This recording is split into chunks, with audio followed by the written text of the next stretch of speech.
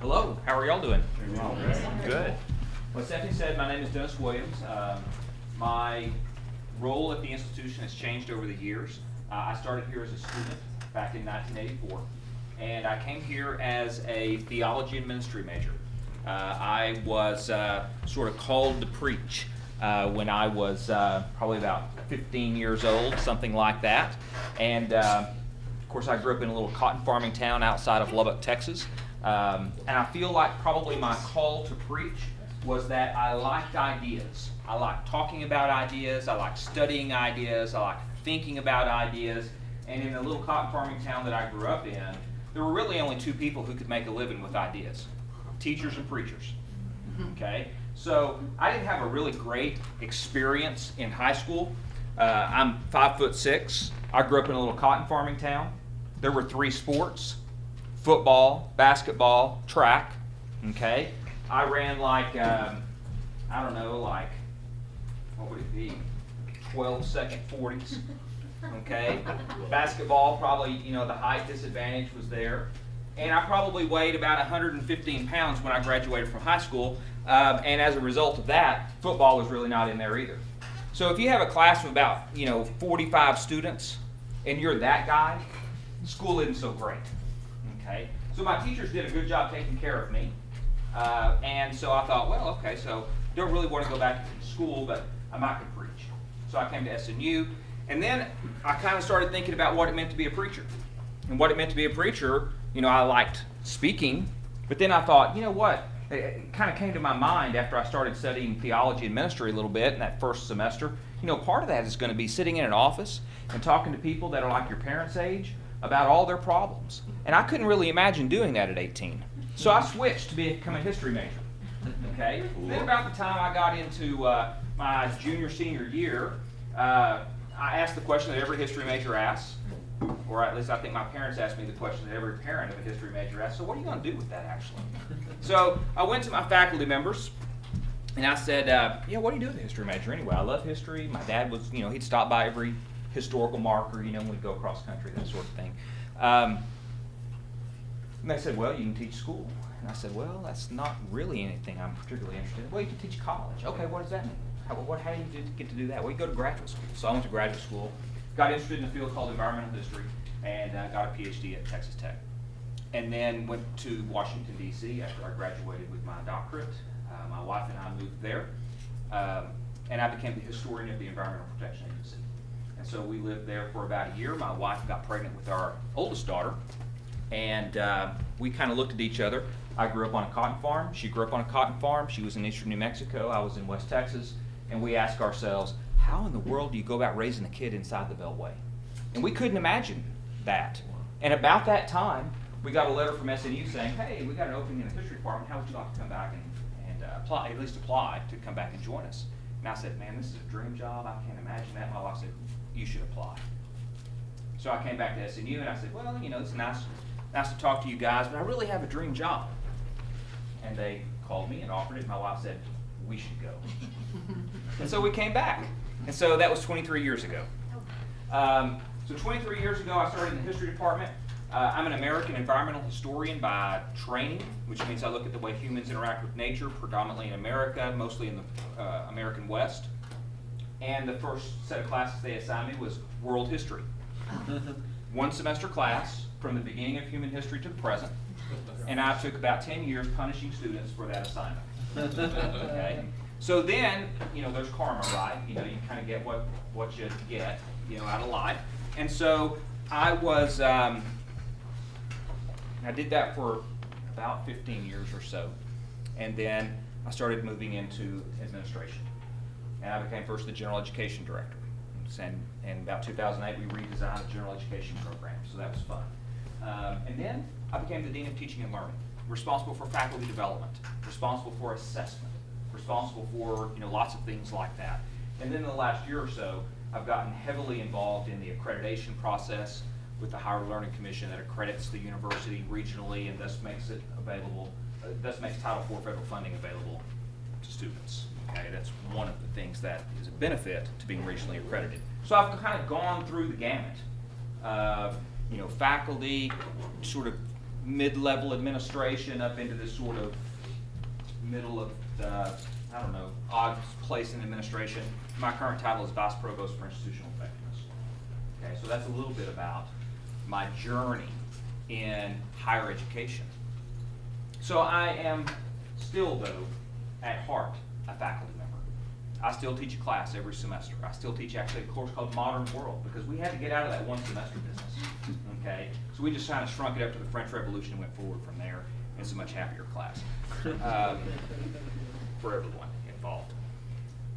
Back in about 2008, as I began to move up into administration, I started looking around because I realized that the skills I had as a faculty member probably didn't necessarily prepare me to be an administrator.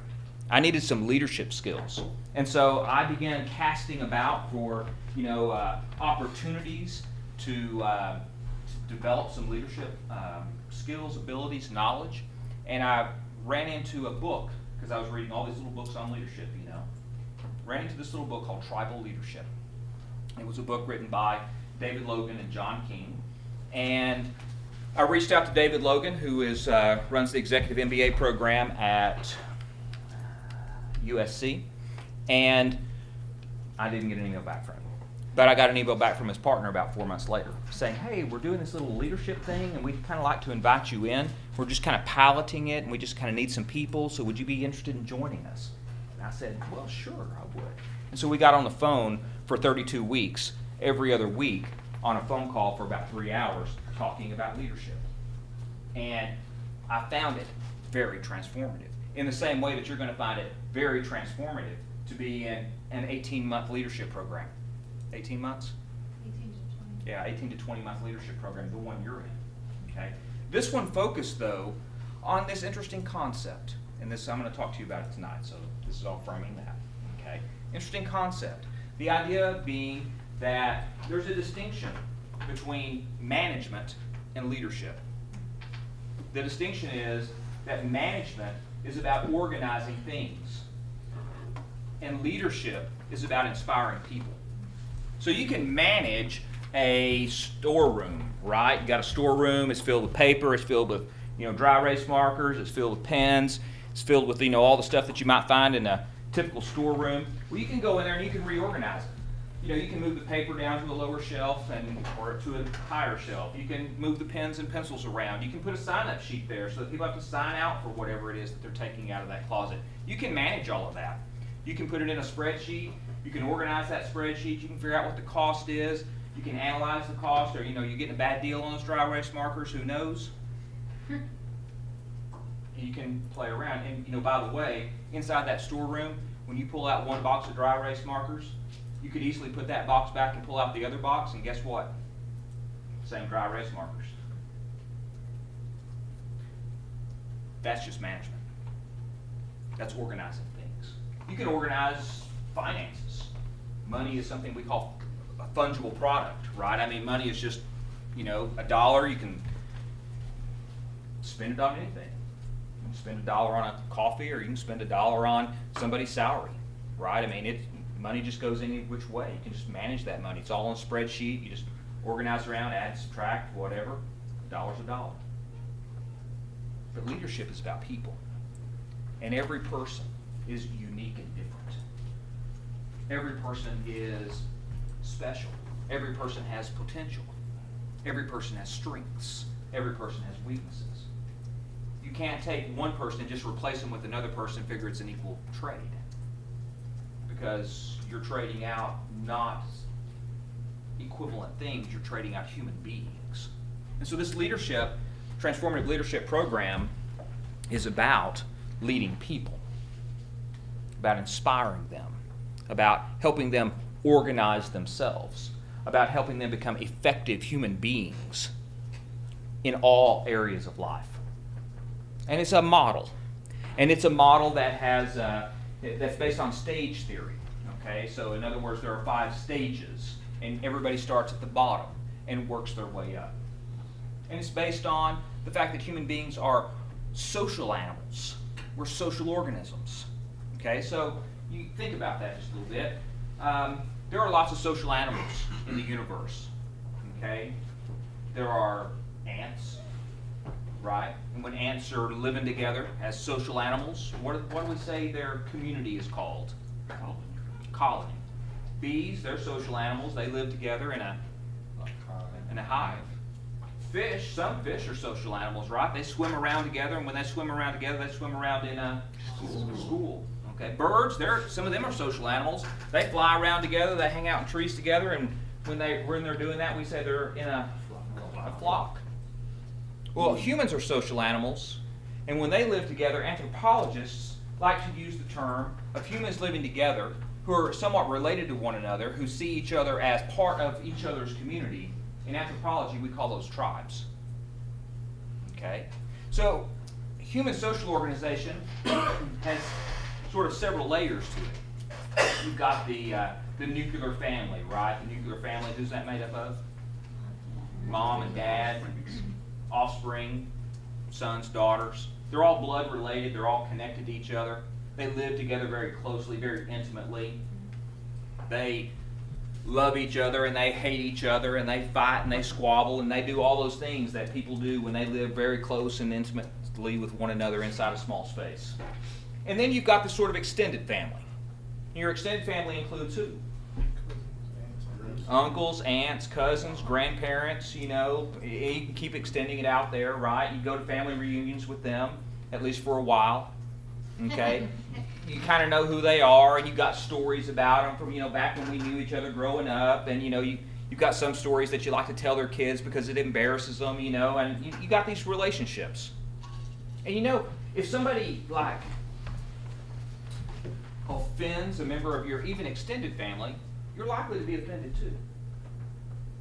Then we've got these things called clans. Okay, clans are like extended families. Okay, not only your cousins and aunts and uncles and grandparents, but your second and third cousins.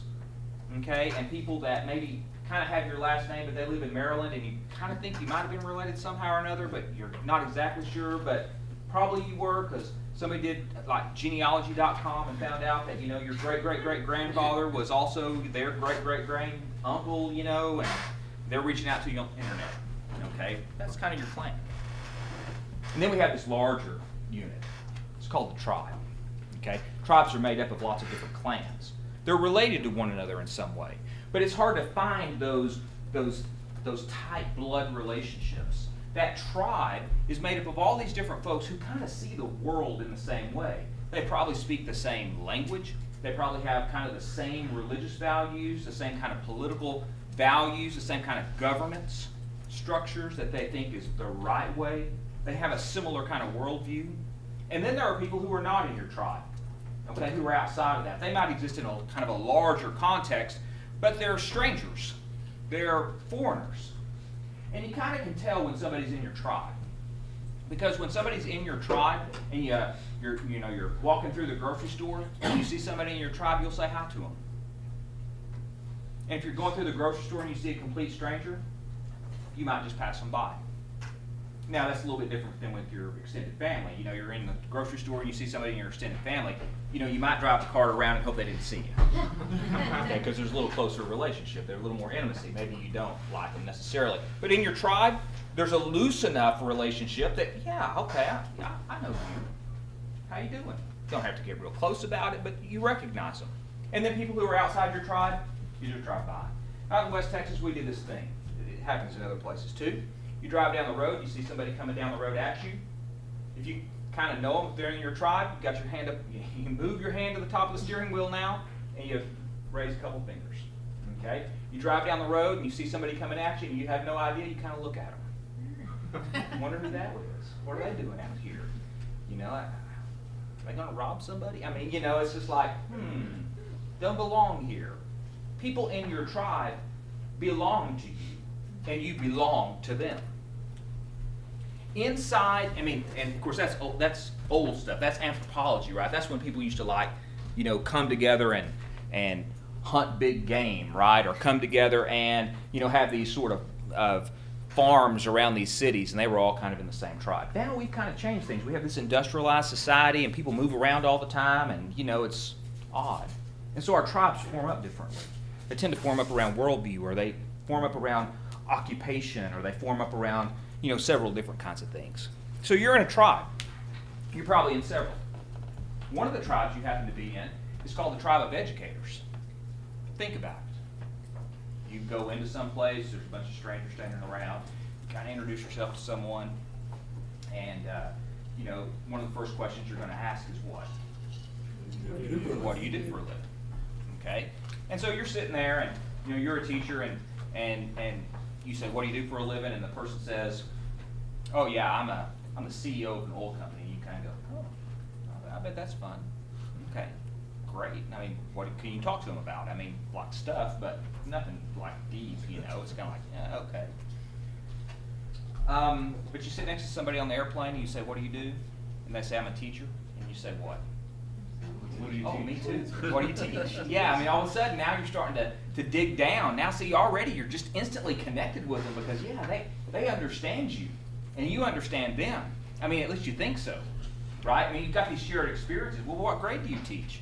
Oh, well, what subject do you teach? You know, and you start looking for, you know, closer and closer similarities. Oh, you teach history too? Wow. You know, what did you teach last time? You know, oh, you're a second grade teacher. I'm a high school teacher. Oh, well, that's interesting. How do you like those kids? I mean, you know, there's a little bit more difference there. Okay, the relationship's a little further apart, but hey, still, you know, compared to, you're in my tribe. And so you get off the airplane, you go walking down the concourse, you know, and you're looking around, and this person's, you know, bag falls off, their second bag on the carry-on falls off. You might be willing to reach down there and try to help them pick it up. Somebody else going down and falls down, you might be like, not my problem, and go on. Because this person's in your tribe.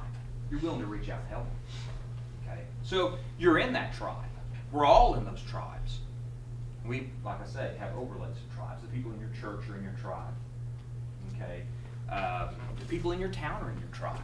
And we even do these kind of tribal rituals that kind of help us remember that we're in the tribe, and we do those in schools a lot. Can you think about that? What? Boomer Sooner? Oh, Boomer Sooners. Can you sing the song? Yeah. Or, you know, can you do the guns up? Go Okay. Pokes. Yeah, go Pokes. Or if you're from Texas Tech, it's go guns up, but, you know, not those guns. And see, Boomer Sooners and go Pokes. See, those people aren't in the same tribe, are they? There's an overlay. Oklahoma tribe. There's an overlay. Oh, here we go, right? Now, see, in Oklahoma, a Sooner and a Poke, they're adversaries. But go get two Oklahomans representing both of those schools and go to Austin, Texas, and now they're best friends. Right? I mean, Yeah. Yes. overlays of tribes, right? Yes. So, all that in mind. Point number one. People, tribe. Oh, and in your high school, you also do these tribal rituals sometimes. Football team gets ready to play ball. I mean, I still hope this happens, right? And it's like Friday, and it's about 2 o'clock in the afternoon. And all of a sudden, what happens? Pep rally. Everybody gets out, they go to the gym, the heroes sit out on the court, all arrayed out there. The cheerleaders, you know, they do all these wild dances, you know, and all this, getting everybody pumped up. We probably made a little money on beat tags. People still do beat tags, those little strips of cloth that you pin on that say, like, you know, the other team sucks and we're going to kill them. You know, I mean, those kinds of things. Maybe showing my age there, but that's what we used to do. I think they paint the cannon at Grand. Oh, okay. Not anymore. But all these rituals, right? All these, you know, signs that go up saying, we got a tribe and they got a tribe and we are enemy tribes. Okay? And we're going to show them that we're the better tribe because we're going to go beat them on the field or on the court or on the track or on, you name it, right? And all of a sudden, there's like 30 guys, or there's like 10 guys, or 10 girls, or, you know, whatever it is that's on that team, and all of a sudden they represent the whole tribe. And their performance is all of our performances. Their success is our success. Their failure is our failure. Okay? They're our heroes for the moment, and we are behind them. We're cheering for them. We're yelling for them. We're all there. Oops, my apologies. Let's get rid of that. That's probably Probably going to come up several times, but don't kill it. Just let it come up in an hour. Okay. So, given that, let's look at how people operate inside of this experience of being human being in another kind of tribal place, a workplace. You work for your school, and the people that work with you in your school are part of your tribe. Just like the people who are in your industry are part of your tribe. So how do we get along with each other? How do humans show up in their tribes? And I'm going to argue tonight that people show up at different levels of effectiveness depending on the quality of their relationships. The quality of their relationships determine the kind of language that they use to describe themselves inside of their space and in relationship to one another. And finally, all of that is dependent upon the values that are available, and that's a key term, not chosen necessarily, but the values that are available for people in a particular state of being in relationship to other people. So the three things we'll talk about there. So language, structure, values. The three lenses we're going to look through. So first of all, we're going to talk about stage one. Stage one, least effective. Okay, least effective. Everybody's been at stage one. And everybody probably will, at different times of their life, revert to stage one, depending on the context in which they exist. I call this stage the stage of underminers. Okay? These are the people who are always kind of either self-destructive or self-destructive and destructive to all the people around them in some way or another. These underminers have a particular language. They say life sucks. Their experience of life is, man, it's a dog-eat-dog world out there. Everybody's on their own. I just got to get whatever I can get while the getting's good. And if you got something that I want, I'll take it from you. I'll use whatever I can to just survive. Because kind of at the bottom of life is just about survive. You either survive or you die. So I'm going to survive, given the choice.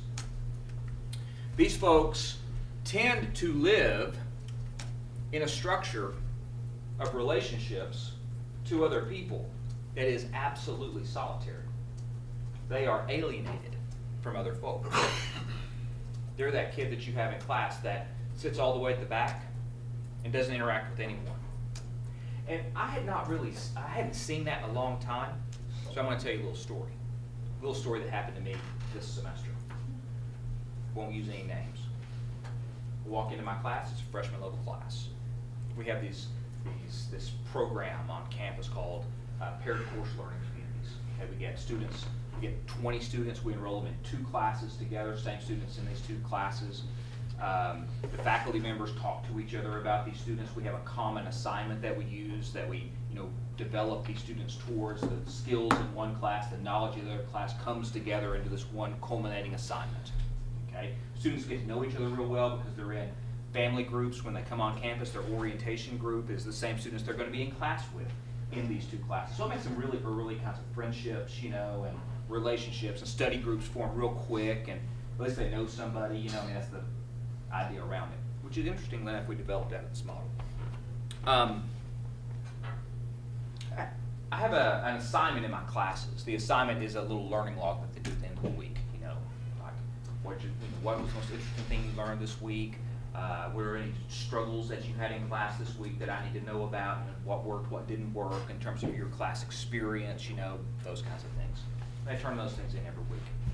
Well, first day of class, I go in. I've had half of these students in my orientation group. Other faculty members had the other half of them in her orientation group.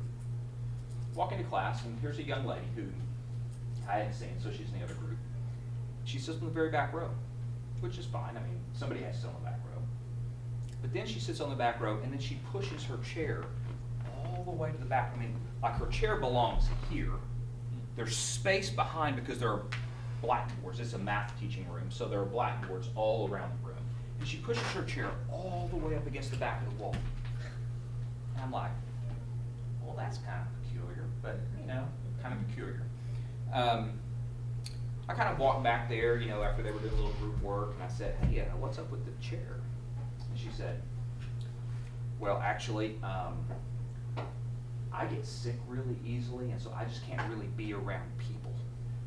And I went, okay, that's different. Whatever, you know. Good to meet you. And then I get her first learning log. And her first learning log, you know, what was the most interesting thing we did in class? Nothing. You know, what worked and what didn't work for you. The group work that we do does not work for me because no one in this class likes me. And I'm like, now we've been here for all of 2 days, and you already know that everybody doesn't like you? What's going on here? And then it occurs to me. She's out of relationship with everyone. And she's already foreclosed, right? I am out of relationship with everyone. I don't have any friends, and I'm not gonna have any friends because nobody likes me. I already know that. See, life sucks. This is the way it is. And I was like, gotta change that dynamic a little bit. These kids maybe are defining values, survival. I just gotta survive. Sometimes it's anarchy, okay? If I can create chaos around me, then it creates opportunity for me to get something that I need. Individuality, sometimes you see it expressed in this way. I'm a complete individual. I don't fit in with anybody. I'm glad I don't fit in with anybody. I'm proud of not fitting in with anybody. And that's just kind of the way I like it. Okay? So don't force me into a relationship with anyone because I'm just my own. And then these folks also exist for opportunity's sake, right? Create a little chaos, find some opportunity to get something that you need for survival, and that's kind of the way the world works, and that's the way it's supposed to work. And I might join up with somebody if that creates an opportunity for me, but I'll also shoot them into a ditch later if necessary because all I got to do is survive.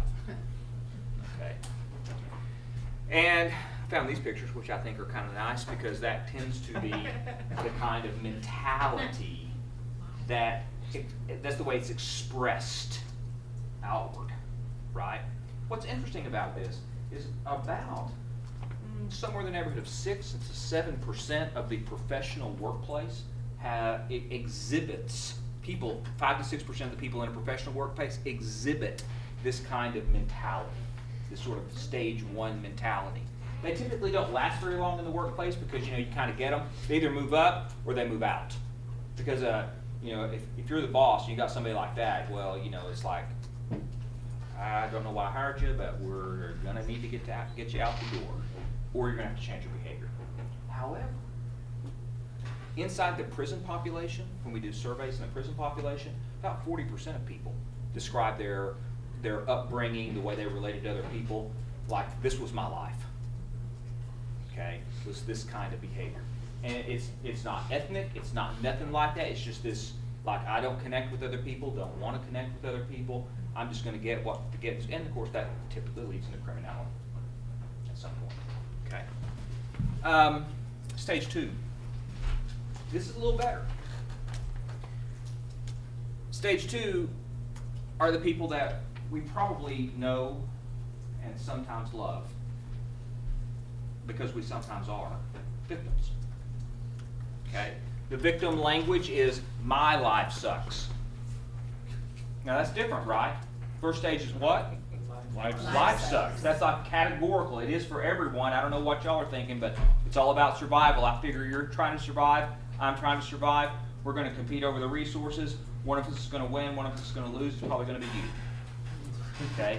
My life sucks. These victim folks, they look around and they say, man, y'all's life looks great.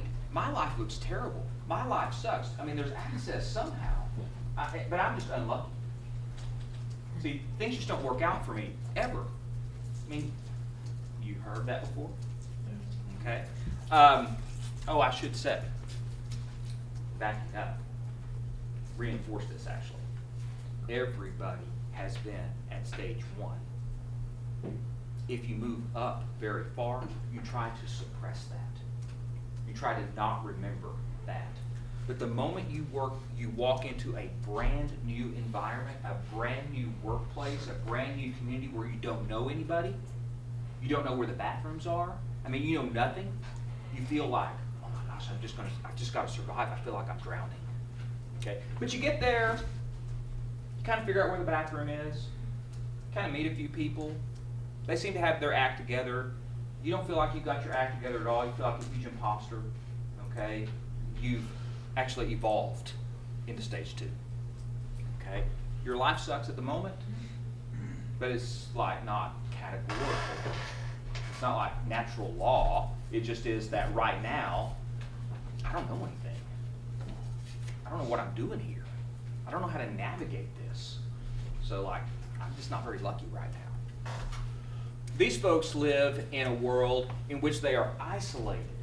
They have actually relations with other people. It's just that their relationships aren't two-way relationships. They're not like give and take friendships. They're like, there are these people, and then there's me kind of on the outside, and these people tell me what to do, and then I just have to do it. But nobody really takes anything I have to say seriously. I don't really get a contribution. I don't really get a say in anything. And what's interesting about this model and about the stage is that you know what we tend to do? And we'll describe this a little bit more later. We tend to do this in education all the time. In fact, one person oftentimes makes a whole room full of people isolated individuals. And I'm kind of doing that to you right now, right? I'm up here, I'm talking, I'm doing all this, and what are y'all? Well, y'all are kind of just starting this program, and you're just trying to figure out where things are and how to do things, and you're kind of like, you know, you're kind of feeling kind of victimized a little bit. And we can victimize a whole bunch of kids all year long. Okay, it's possible. Isolated, my life sucks. Defining values, evade, escape, just make it through. Okay, just got to make it through.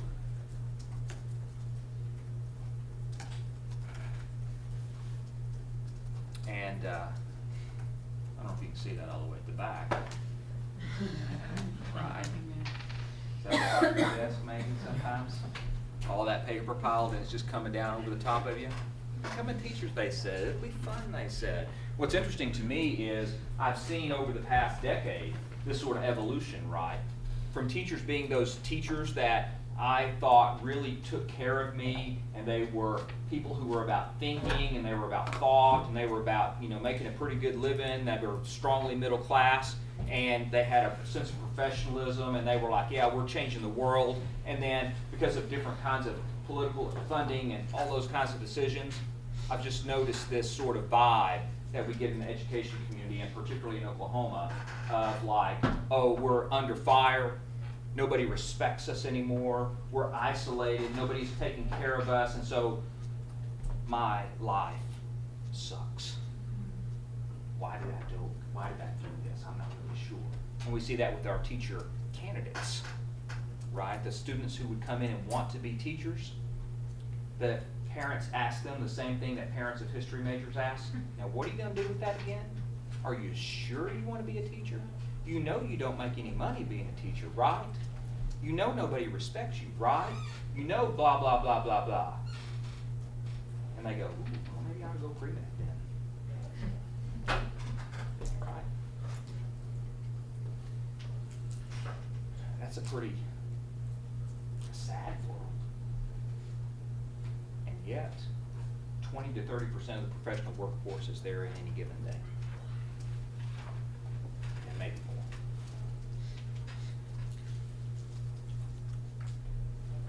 There's a third group. This is a more effective group. In fact, this is where it's really effective for the very first time. Because you know, the people at stage 2, remember, people are telling them what to do, and they just have to do it. It's kind of like the, let's put it in your context. Principal walks around. Let's say you got a bad principal, a bully principal. You ever had a bully principal before? Yeah. How does that, Lori, what does that bully principal do? she demeans you, Oh, yeah. but says it in a really polite way. Yeah. And she somehow will make you feel like instead of being a mentor, she just leaves you out to be eaten by the wolves. Yeah. And you feel like a little lamb out there, about to be eaten by the wolves, right? Yeah, and you got no power. Without guidance. Without guidance, absolutely. And we'll get there in just a minute, and this is going to be fun. Okay.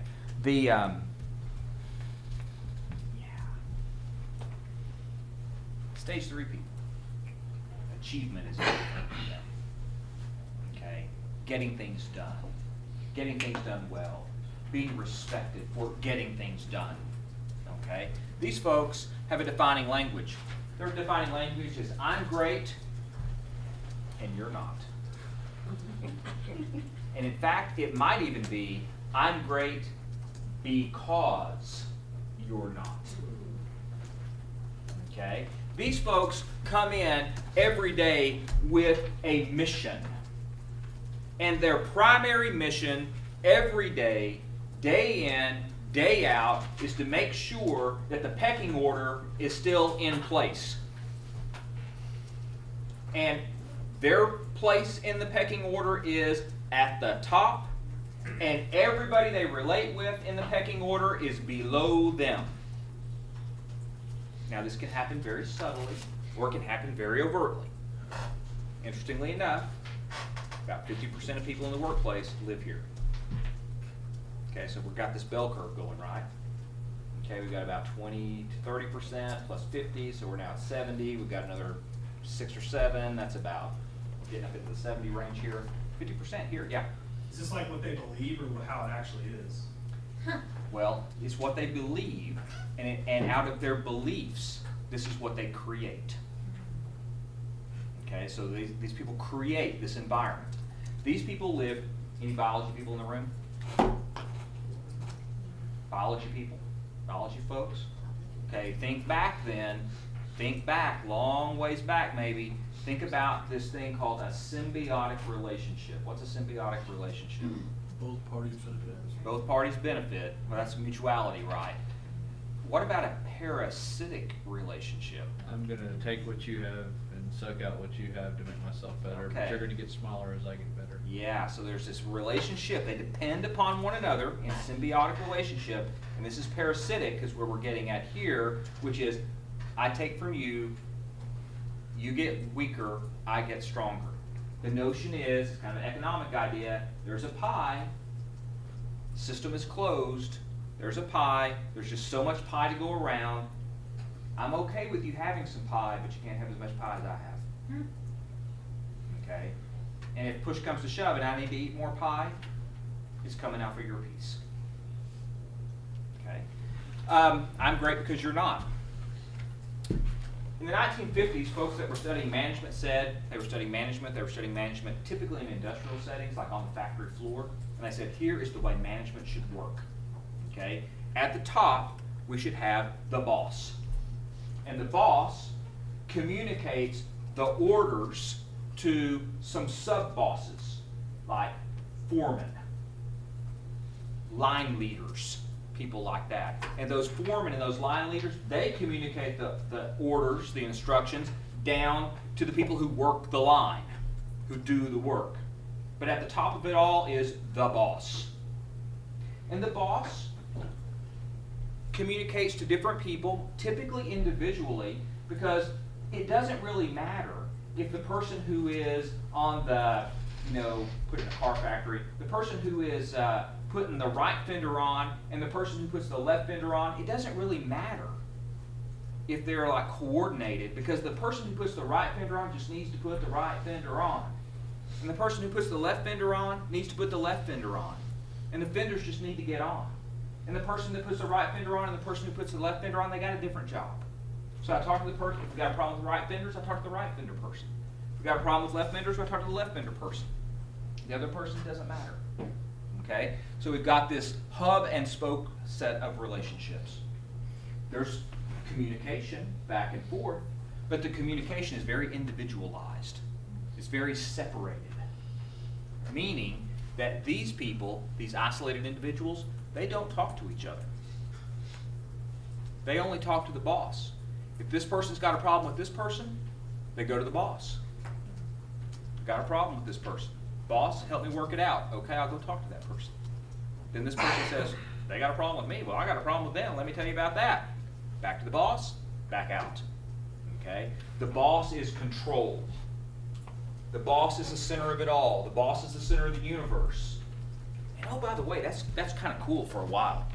Like, because if you're the boss and you're the center of the universe, you control everyone. Wow, that's heady. Okay? Now, if I'm at stage 2, I feel sorry for myself. I pity myself. And you know, we all kind of like to pity ourselves sometimes, right? You kind of get in those little pity party things. Oh, yeah, well, my life sucks. And you talk to somebody who is also having a pity party. Your life sucks? Well, you ought to hear about my life. It sucks too, you know? And it's kind of like eating chocolate. You know, you kind of get down, you eat some chocolate, and you feel a little bit better. These folks, the power associated with that, there was a fella by the name of Lord Acton. He has a little phrase that everybody knows. Power tends to corrupt, and absolute power tends to corrupt absolutely. See, power is like taking crack cocaine. You hit it and bow! Changes your whole mind. Changes your whole perspective. And the next thing you know, you come off of that and you go, whoa, I need some more of that. And you hit it again. Power's like that. If I can control all of you, if I can say, everybody stand up, and everybody stands up, I go, whew, that felt pretty good. Everybody jump. Oh, yeah. Everybody stand on one foot. Oh, that's even greater, right? And I don't really care how you feel about it because this is making me feel great. Okay? Boss in the center of this. These folks are achievers. They get things done. They get things done because they're really good at delegating. Okay? I need you. I've got this job that I've got to accomplish with all y'all, and all y'all are on my team. Okay? So let me tell you how we're going to get this done. You're going to do this, and you're going to do that, and you're going to do this, and you're going to do that. And if Fred says, well, I don't want to do that. Well, I'm sorry, Fred, that's really too bad, because I just told you that you're going to do that. Amen. Suck it up. Okay? And we go from there. These folks believe in utility, and they believe in achievement. Utility meaning when they look at people, they look at them and they ask, how is this person going to be good for me? Oftentimes they won't even call someone by their name. They're just a function. See, this is management. Okay. So, these folks might say, a couple of principals, they go into a bar, they sit down, they start talking, they start sharing ideas. But they don't start sharing ideas, they start gossiping. They're gossiping about, well, my 3rd grade teacher, my 5th grade teacher, my janitor, my secretary. And then they get off of school. They start talking about life. Oh yeah, I had to have my plumber come out. I was talking to my accountant the other day. See, there's not people here. There are functions here. The only reason I care about you is what you can do for me. Make sense? So, oh, we got this thing called a state scorecard, something like that. All of a sudden these tests get taken and the results come in and all of a sudden the school gets graded. Who does that reflect on? What'd you say, Terrell? Principal. The principal. Oh, did the school do well or not? Did the school get an A or did the school get an F? Well, who's accountable for that? Well, I mean, we all know, like, everybody's accountable for that in some way or another. But you are. You are. Absolutely. You are the principal. You're accountable for that. So, what happens? School does bad. Principal looks bad. And the principal says what to the staff? You guys. You didn't do what You you didn't. supposed to do. Yeah. What are you doing? What are you doing? You suck. Obviously, because I can't suck because I'm great, which means you're not. So, like, let's get our act together here. And obviously, since you can't teach, let me tell you how to do it. Have you heard that in some way or another? Maybe different words, but kind of the same attitude. Okay? Pecking order. Started off with that. here's how the pecking order thing works. I'm the boss. I walk into the room. I say, Lee, how you doing? Have a good night last night? Sure. What'd you do this weekend? I did Homework? homework. Oh man, that's terrible. Man, I was in Wisconsin this weekend. It was great. We stayed at this resort. It was called the Lake Lawn Resort. Took some students there, but I didn't really see much of them. Instead, I was like playing golf. I played like 2 rounds, 18 holes. This wonderful. But the leaves were turning. It was beautiful. Man, you should have been there. I said, that's too bad you couldn't. Too bad you had to do homework. Dawn, what'd you do this weekend? Homework. That was so boring. That sucks to be you. I was reading, lots of reading. Hey, did you read that book? It was not this year's, but last year's Nobel Prize in Literature. It's called Secondhand Lives. Have you read that book? That is a great book. You should read that. I mean, like, maybe you don't have time, but man, you should really read it because that's a fabulous book. When you do, come talk to me about it because I'd love to talk to you about that book. What's happening here? You're great. Yeah. Pecking order, right? By the way, if I'm like stage 3 and I'm making everybody stage 2, I will spend all day long going to everybody in my like place and just kind of like do that conversation in some way or another. And then after I get through everybody and we've all established what we know is true, that I'm great and you're not, then we can actually get down to work.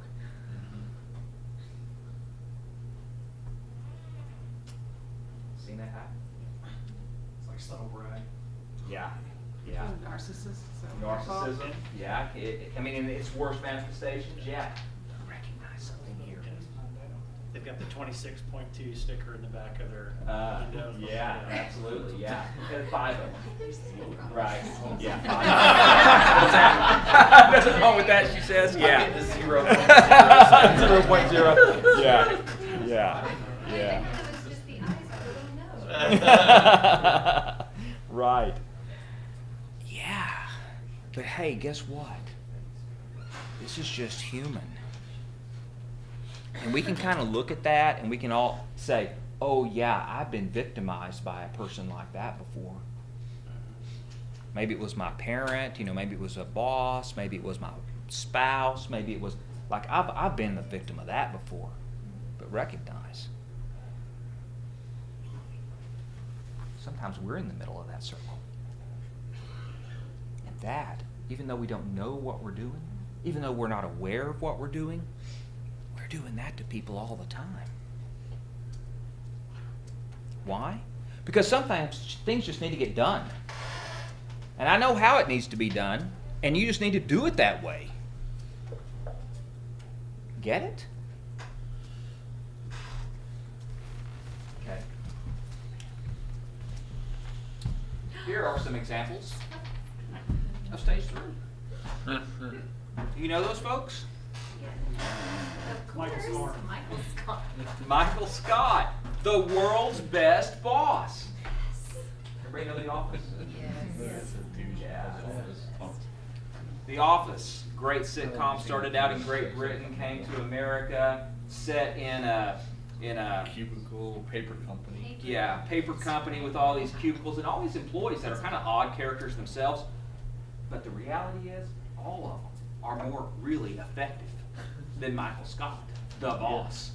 But the boss, Michael Scott, imagines that he is actually the most effective person in the room at any time, no matter what. And he does horrible things. I mean, things that would like get you like fired and maybe thrown in jail and certainly a lawsuit. But he imagines that he is the best boss in the world. Okay. Oh, by the way, Lori, that principal you described, she was the best principal in the world, wasn't she? She had all the awards to prove it. Uh-huh. All on the wall, didn't she? Yeah. Mm-hmm. Now, who's that other character? Mighty Mouse. Now, there's a positive and negative side, okay? This is 2 sides of a coin, okay? There's the positive side, getting things done, and mobilizing a group of people to get things done, okay? There's nothing wrong with that, okay? the thing that on the flip side is that sort of bullying kind of behavior to manipulate people into getting things done. And then we've got the kind of inside of the head thing, because Mighty Mouse's saying is, here I come to save the day, right? And bosses in this sort of stage 3, they are always having to save the day. Always. Because things always break. Fires always start. And nobody can put out the fire like the boss can. Okay? And yet the fires oftentimes are of their own making. Because they do these kinds of things. Terrell and what's your name? Jennifer. Jennifer. Let's pretend that you two are 8th grade English teachers. Let's just pretend. Okay. 8th grade English teachers. Same school, y'all are teaching English to 8th graders. We got a problem though, because the senior high principal is telling me that when students come from 8th grade to 9th grade, they do not know things that they are supposed to know when they enter that 9th grade English class. So we have to fix that. Because I've lost face with my other principals because 8th graders are coming out apparently just illiterate. And y'all gotta fix that. Okay? So if I'm a stage 3 boss, this is maybe something I would do. Cheryl? Jennifer, sorry. I'll get that. Jennifer. Okay. Jennifer, I call you into my office. Would you please close the door? All right, so we got a problem. Okay, the problem is 8th graders apparently are not learning what they need to learn. So we got to fix that curriculum. Okay, state mandated, I don't care, but we got to fix it. Okay, because we cannot have our 8th graders coming out of our school, out of our middle school, not able to, quote available. Okay, so we can't do that. So we're going to have to fix that problem. Now, I know that you and Terrell work together on the 8th grade English, but you guys have to get that thing fixed. Okay. I know sometimes Terrell is hard to get along with. Okay. Never.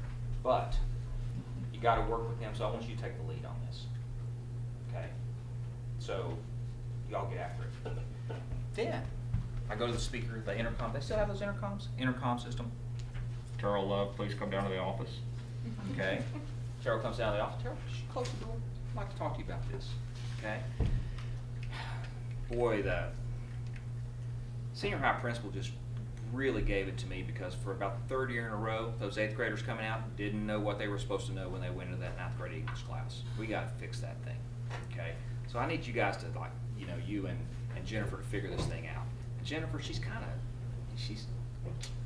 bossy sometimes. I get that. Okay. She's probably going to try to take the lead on this thing, but I need you to work with her. Y'all get it figured out. Okay. Would you do that for me? Oh yeah, I can work with Jennifer, no problem. Excellent. Okay. Now let me tell you, if she gets on your nerves or something like that, you just come let me know. Impossible, I don't have nerves. Okay. That's great. We'll see you. Okay. Now, what have I just done? Stir the pot. I did stir the pot, didn't I? You made sure they stayed in stage 2. I did. I created victims out of them for me. Yeah. I also set them at odds with one another. Because what did I tell Jennifer?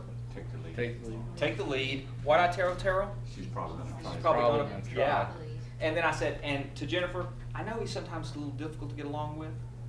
You set them up. Right? I set them apart from one another. Now, they can't really work together effectively. Oh, by the way, what was I doing? I probably didn't have the right tone when I did this. See, I'm making Jennifer my best friend. And I'm also making Terrell my best friend because I just really need to be loved. I just really need to be respected. Right? And so when they have problems with each other, who they get to come to? You. And what do I get to do? Save the day. Save the day. Yes, and I love saving the day. Except when I've got all of y'all that I've done that to, and now all of y'all are coming to me with all your problems, then I'm up there talking to I'm in the superintendent staff meeting, I'm talking, my gosh, I've got a bunch of incompetent teachers down there in that middle school. They can't seem to solve a single problem by themselves. They're always asking me to solve their problems for them. As your phone goes off in the meeting. Yeah, that is Terrell texting me again. Okay, so, right? Now I've created that thing, and it makes me feel really good because there's all this power involved in it, but then pretty soon I'm way overwhelmed because I have not empowered anyone. I have disempowered everyone because there's only so much power to go around, and I gotta have it all. Oh, did I say that this is just human? And that we all do this? Some way or another, at some point in time? We're all Mighty Mouse. And if we're real honest, or if somebody would be real honest with us, we're all Michael Scott. Sometimes. My initial thought was that my 17-year-old son had called you. Yeah. This is me with him. Yeah. And see, that's kind of the thing, isn't it? There are some people that we know we are smarter than. And if they would just listen the right way. My youngest daughter, she's a high school senior this year. Last year being soccer season, she was in the last soccer game of the last soccer game of the season. She was in the last half of the soccer game. She's an outside mid, she's 4'11". She is scrappy as all heck, you know, and she was up against, you know, somebody from, it was probably like, you know, Weatherford or someplace like that. Anybody from Weatherford here? And she just got plowed. And as she got plowed, she had her leg up like this, and she came down on it, and she tore her ACL. Okay, so she's been recovering from that surgery and, you know, all of that kind of stuff. So I've been teasing her for a while, because she's been in physical therapy, you know, doing all the thing you have to do to get recovered. She had her physical test today to see whether she was released to be able to go and start practicing soccer. And I've been telling her, I said, man, Abby, you need to be doing some pistols. Okay, you everybody know what a pistol is? Pistol is like a one-legged squat. Okay, where you hold this leg up like this, and you squat all the way down, right on the floor, stand back up, okay, and do it on both legs. I said, man, you need to be doing 10 pistols a day. Well, you know, obviously she's not doing any pistols. I mean, Dad telling her to do pistols. Okay, not many people can do them anyway. But I was just kind of teasing her about it. Well, she comes in tonight, she's really discouraged, okay. I got a 94 on my physical at the orthopedic surgeons today, and I had to have a 95 to pass.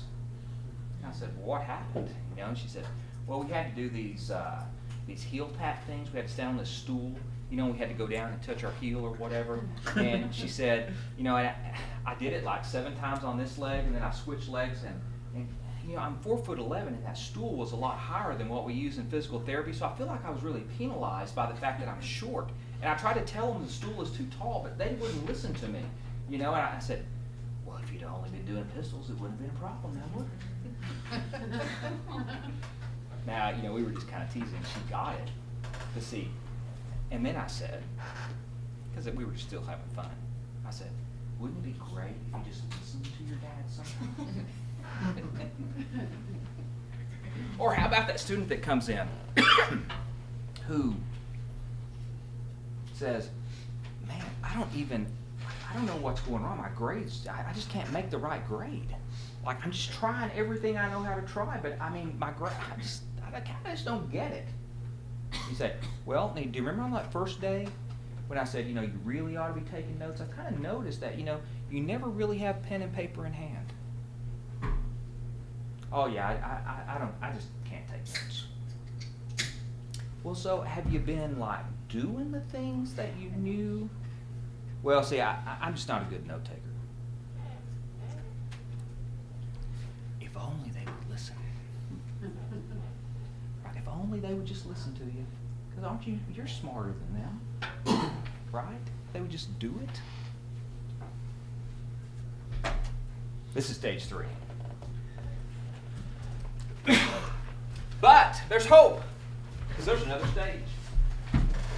This is the fun stage. That was effective. This is more effective. But it's a very different skill set. Stage 4 is the stage of collaboration, of people getting together and getting things done in a group. This is like where tribe really works. And these other things are tribal. In fact, underminers, stage 1, they like to hang out with each other a little bit. They'll kill each other, but they still like to hang out a little bit because they speak the same language. Stage 2 people, they like to hang out together too because they speak the same language. They can commiserate with each other on how bad their lives are. They can actually kind of compete with each other about who's got the worst life, who's got the worst boss, who's the most victimized. They can kind of communicate and they just kind of feel good together, feeling bad together. Stage 3 people, they kind of like to hang out with each other. They're competing all the time with each other. Oh yeah, boy, you know, my school got like an A this year. Oh really? Well, my school got like an A+ this year. No, there wasn't A. Oh yeah. It says right there on our thing, A+. I mean, we were better than everybody. We were like number 1 in the state. Really? Well, that's cool. We were like number 3. That's really too bad. Okay, they compete, but see, they're kind of in it together. See, doctors do that a lot. Okay, you get 2 doctors and a nurse on the elevator. The nurse, not even spoken to. The 2 doctors. Yeah, I was on my private airplane the other day, and I flew up to, you know, the football game in Denver. What'd you do this weekend? Oh yeah, I did a lot of surgery this weekend. I had a lot of surgery. I probably made about, I don't know, $700,000 this weekend. Really, man, that's great. That's great. You know, orthopedics must be pretty good. Yeah, orthopedics are good. Yeah, probably not as good as heart surgery though. I make a lot more money than that on a weekend.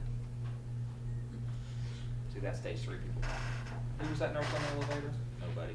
Just a nurse. My wife's a nurse, so like I get that. See, these 2 guys are in the same club. And as long as they don't like directly compete against each other, it's okay. You can live, I can live. We're great, each of us, in our own domains. The orthopedic surgeons and heart surgeons, we're great, but I'm greater because my discipline is greater than yours. But I'll let you live. So, you know, I might even need replaced later on in life for my golf injuries. Collaborators, though. Language? Anybody want to guess? Let's do We're it. great. Yeah. We are great. Yeah, we are great. We are great.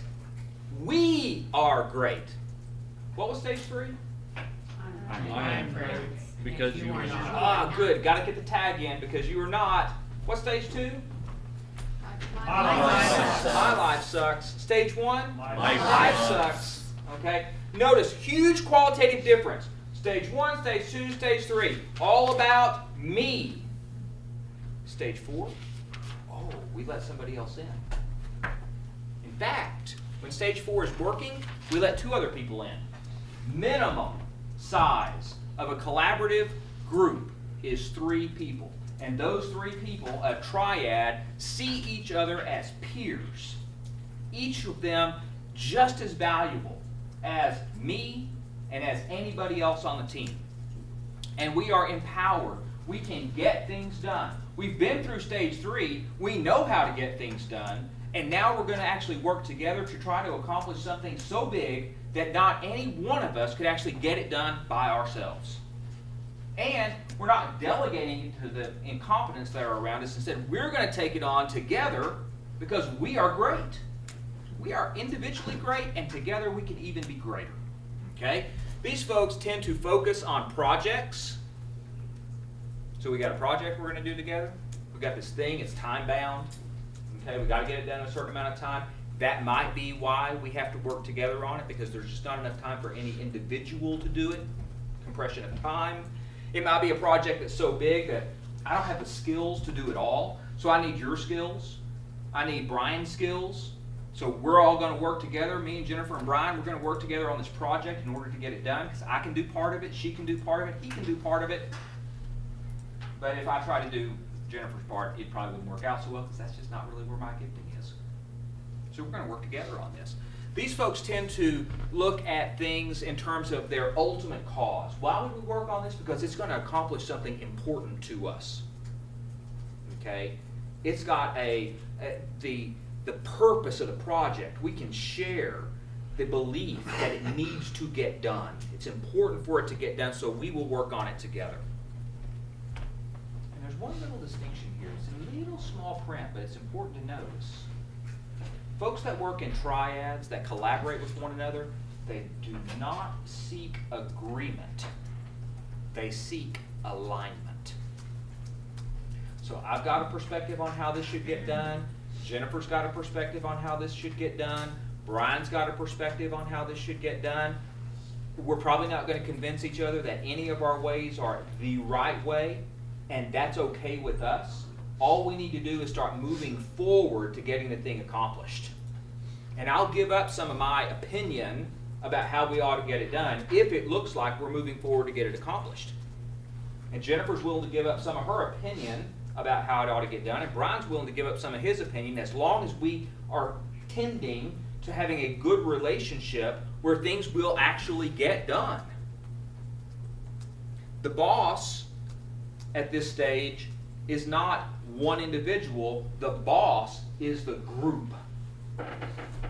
And we will sit down and we will actually tend to our relationships as much as we, in meetings together, making sure that we're all kind of on the same page, we're all kind of like, we see the thing the same way, we share our divergent perspectives, we try to come up with like what we all figure out together. We'll work on that together much more than we'll work on any individual task on the project. We might go off and do our own individual tasks. We come together.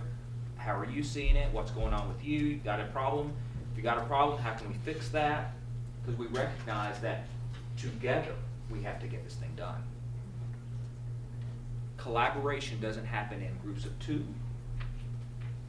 because in groups of two, somebody's always going to be superior and somebody's always going to be inferior. Somebody's always going to be a little smarter, a little more skilled, a little less skilled, doesn't really understand it, and that dynamic becomes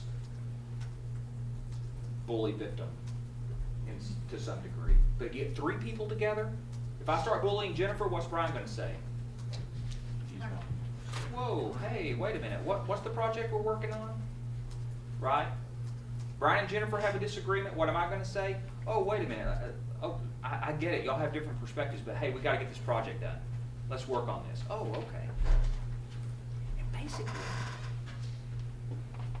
privately, I can get away with bullying Lee.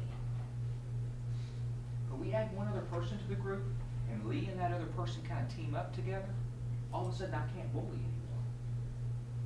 Because one person cannot stand up to a group for very long. We call it in school peer pressure. It can work good or bad, but basically, the human being in relationship seeks some kind of conformity with the group dynamic. A group of high-achieving people are going to inspire everyone to achieve well, do good work. And if somebody's slacking, and everybody calls them on it and says, come on, do a little better than that, and we'll help you do a little bit better than that, that person will step up and do it. Now, there are two different types of three-person relationships. One is called the triad. That's what this is. Empowered equal partners working together on a job. There's also this junior high girl gang of three. We call them, it's a little Russian word, it's called a troika. It means like alpha girl and sidekick and victim. Oh, come on, Adria, let's come play with us, okay? Let's hang out together. Hey, look at her hair. And you know, I mean, that kind of stuff, right? I mean, people have seen that. Now that's three people together, but they're working together to make somebody a victim. Okay? That's not a triad. That's a troika. A triad is the three of us, we got to get something done. We're going to work together and we're going to get it done. Okay? Now, interestingly enough, if the project can be done by one person, it only needs one person to do the project. Okay? That's just like real. We have students who come on campus. When those students come, we have high school students who come to campus. Okay? Come in groups. It's that little thing like, ooh, let's give you a vision that you could go to college too. Okay? So we bring them in. People in the admissions office, you know, they talk about college and this, that, and the other. And sometimes they bring me in to talk about academics. I like to lead with this question. Hey, tell me about group projects at school. How does that work? And it doesn't matter what school they come from, they all tell the same story. Okay? Jennifer does all the work, and she won't let anybody else do the work. She just like takes over. And all of us, we just like don't have to do anything, so that's okay with us, right? Because I mean, if we don't have to work, that's great, right? 'Cause Jennifer's going to do all the work. Jennifer, why do you do that? Because all those guys are slackers, and I need my A. And I'm the only one that can make my A. And I say, you guys, you students, y'all are getting ripped. You need to go back, because education is really important. Go back to your teachers and tell them that they are not giving you projects that are hard enough. The projects aren't big enough. Because if Jennifer can do that project all by herself, she should be the one who does the project. But you should do the same project all by yourself. Because obviously one person can do it. If the project is big enough, though, where no one person can do it, it's going to take all of you. And then you're going to learn this really important skill called the skill of collaboration. So either the project's not big enough or y'all got way too much time. Put together that poster on, the lifespan of a slug, but you only have 3 minutes to do it, and here's some magazines. Now, how are you going to get that done? Well, everybody's going to do something. Okay, but give you 2 weeks on it. Any one student can do that one, right? Now, hold that thought, because you as leader really want to design things that leverage triads.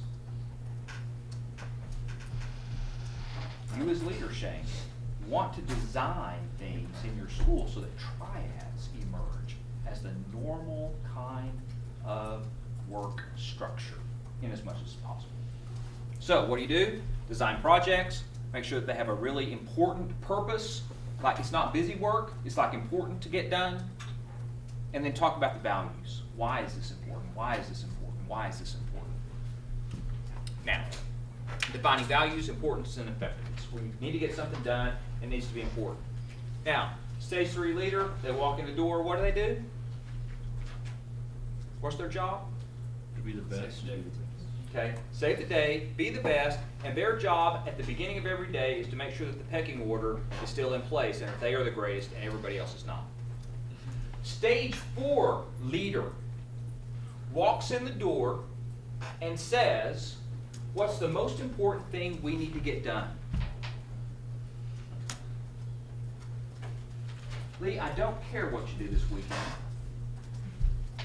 I hope you had a good time. And Dawn, I hope you had a good time, but we don't need to talk about that right now because we got some important things to do. What's the most important thing we need to do today? Does that change the dynamic any for you when you hear that? When somebody asks you, Shane, what's the most important thing we need to do today? What did I just do? I included it. I did what? I empowered you.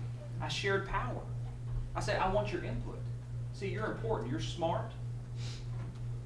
You got stuff. You got things you can add. Tell us, what's the most important thing? Ashley, what's the most important thing we need to do today? I need to hear it from everybody.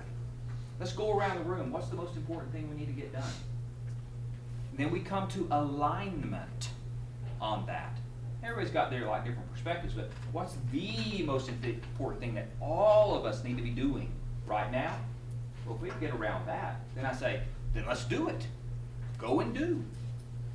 How should we get that done? See, all of a sudden, I'm not the smartest person in the room because I recognize something. My brain is this big. It's very powerful.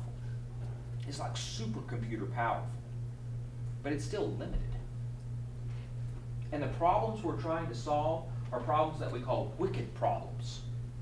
Wicked problems are problems that are so sophisticated and so complex that we really can't even figure out hardly how to approach them, much less solve them. Because recognize this, all the easy problems have already been solved. The only problems that are left are problems that are so tough, nobody's figured out a way to solve them yet. And with that much brain, is powerful.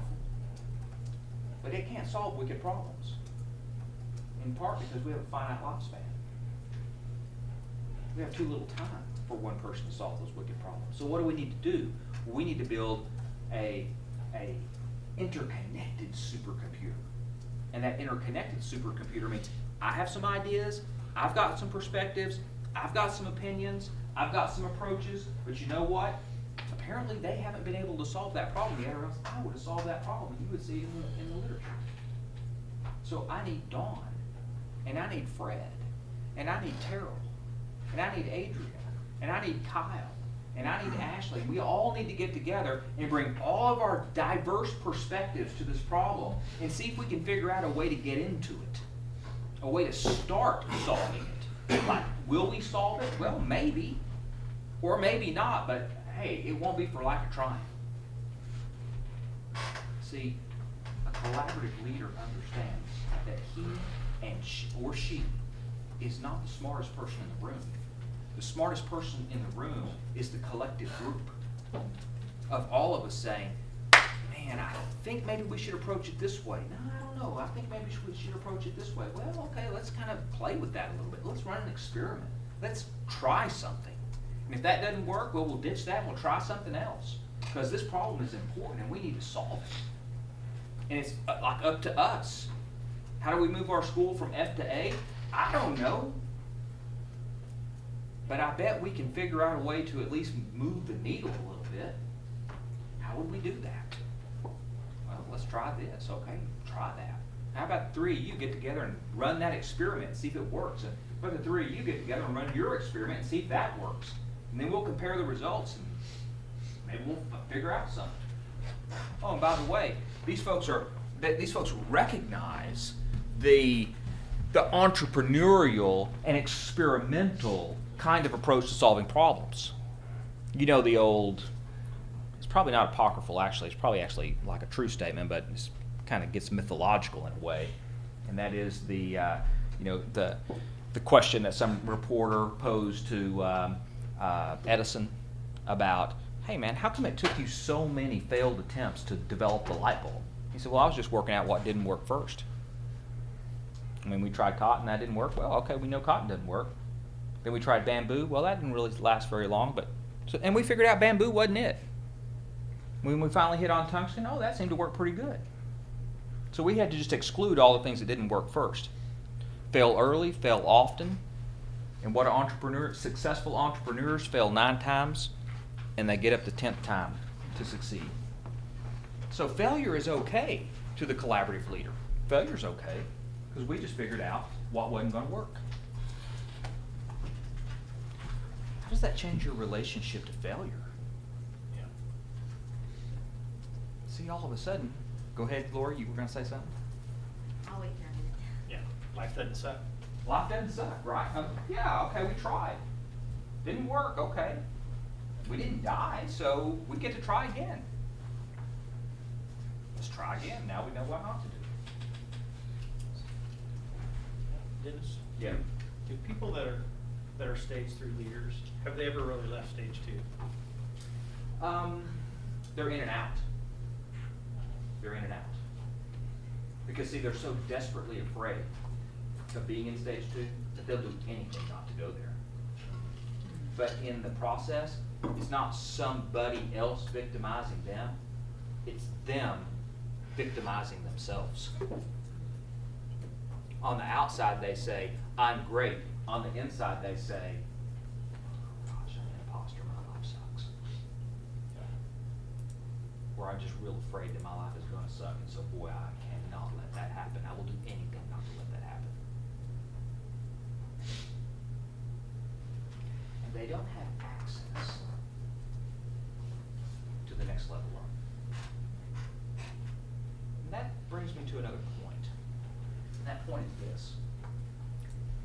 Environment is deterministic. The leader creates the environment, and the environment determines what's possible. Stage 4 cannot emerge out of stage 2. Because people who understand themselves as victims can't work together because the environment doesn't allow it.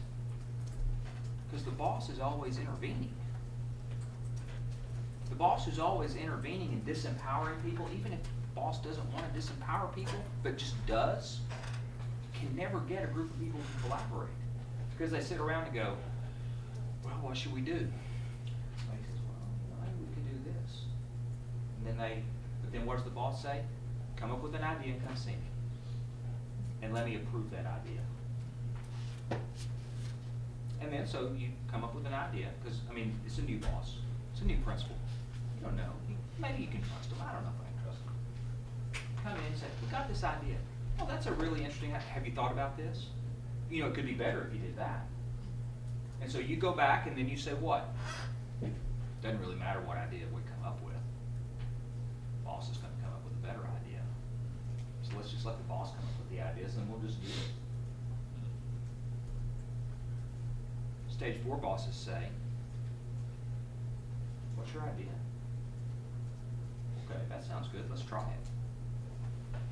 Give it a shot. See what that boss just did?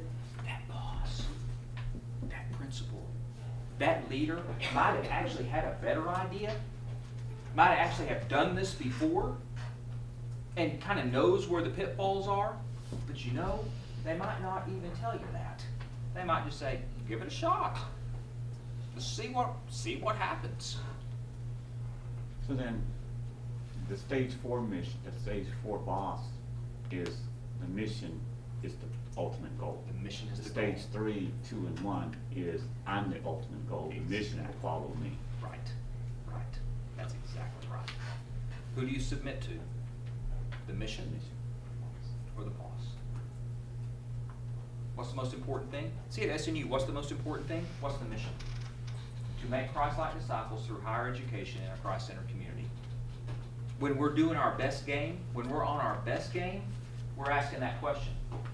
How is it that I am contributing to making Christ-like disciples through higher education?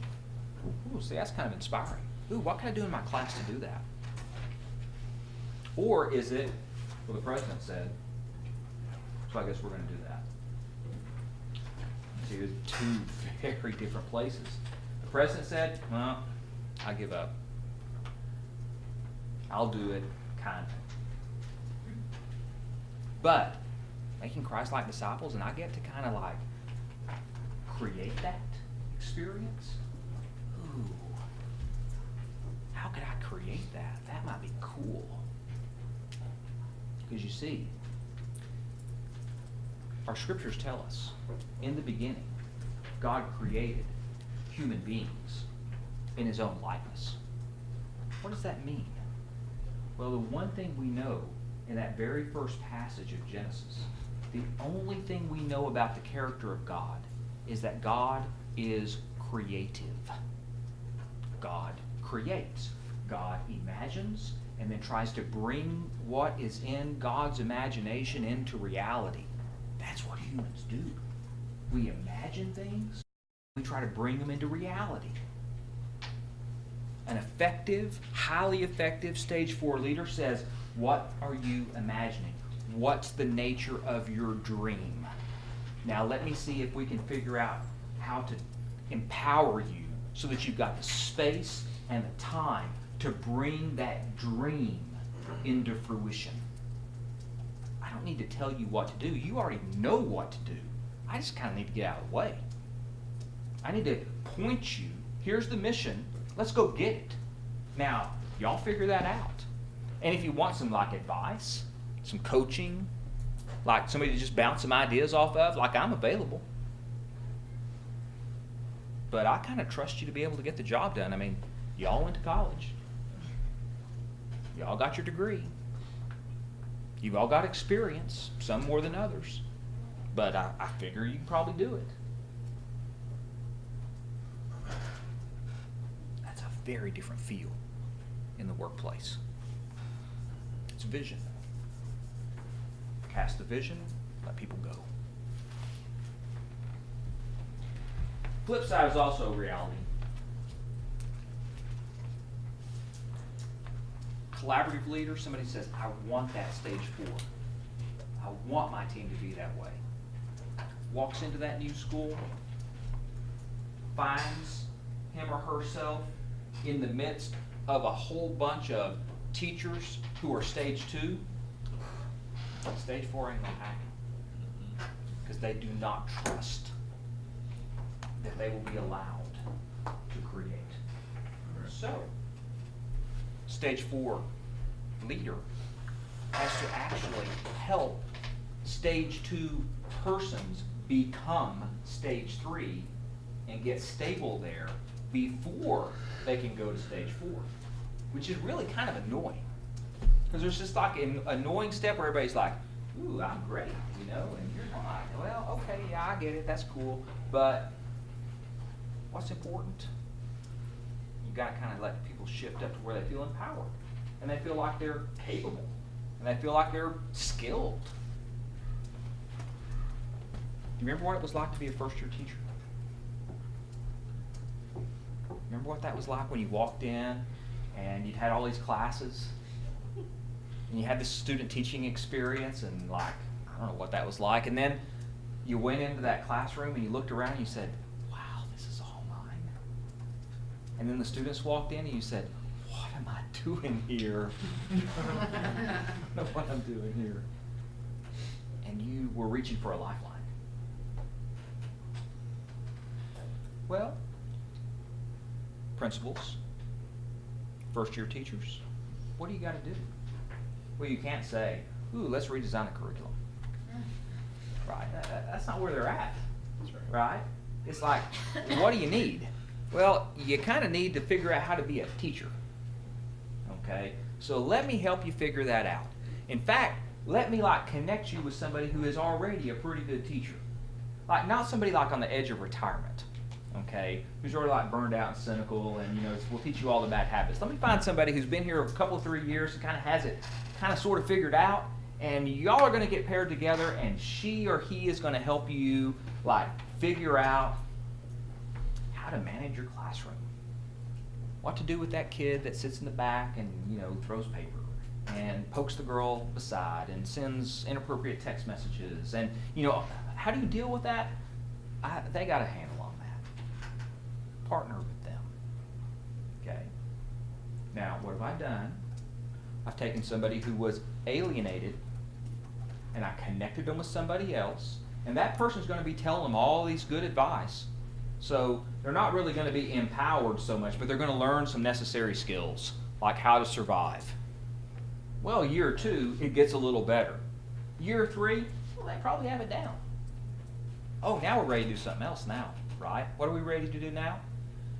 Let me put you with these 2 other people. Let me give you a project.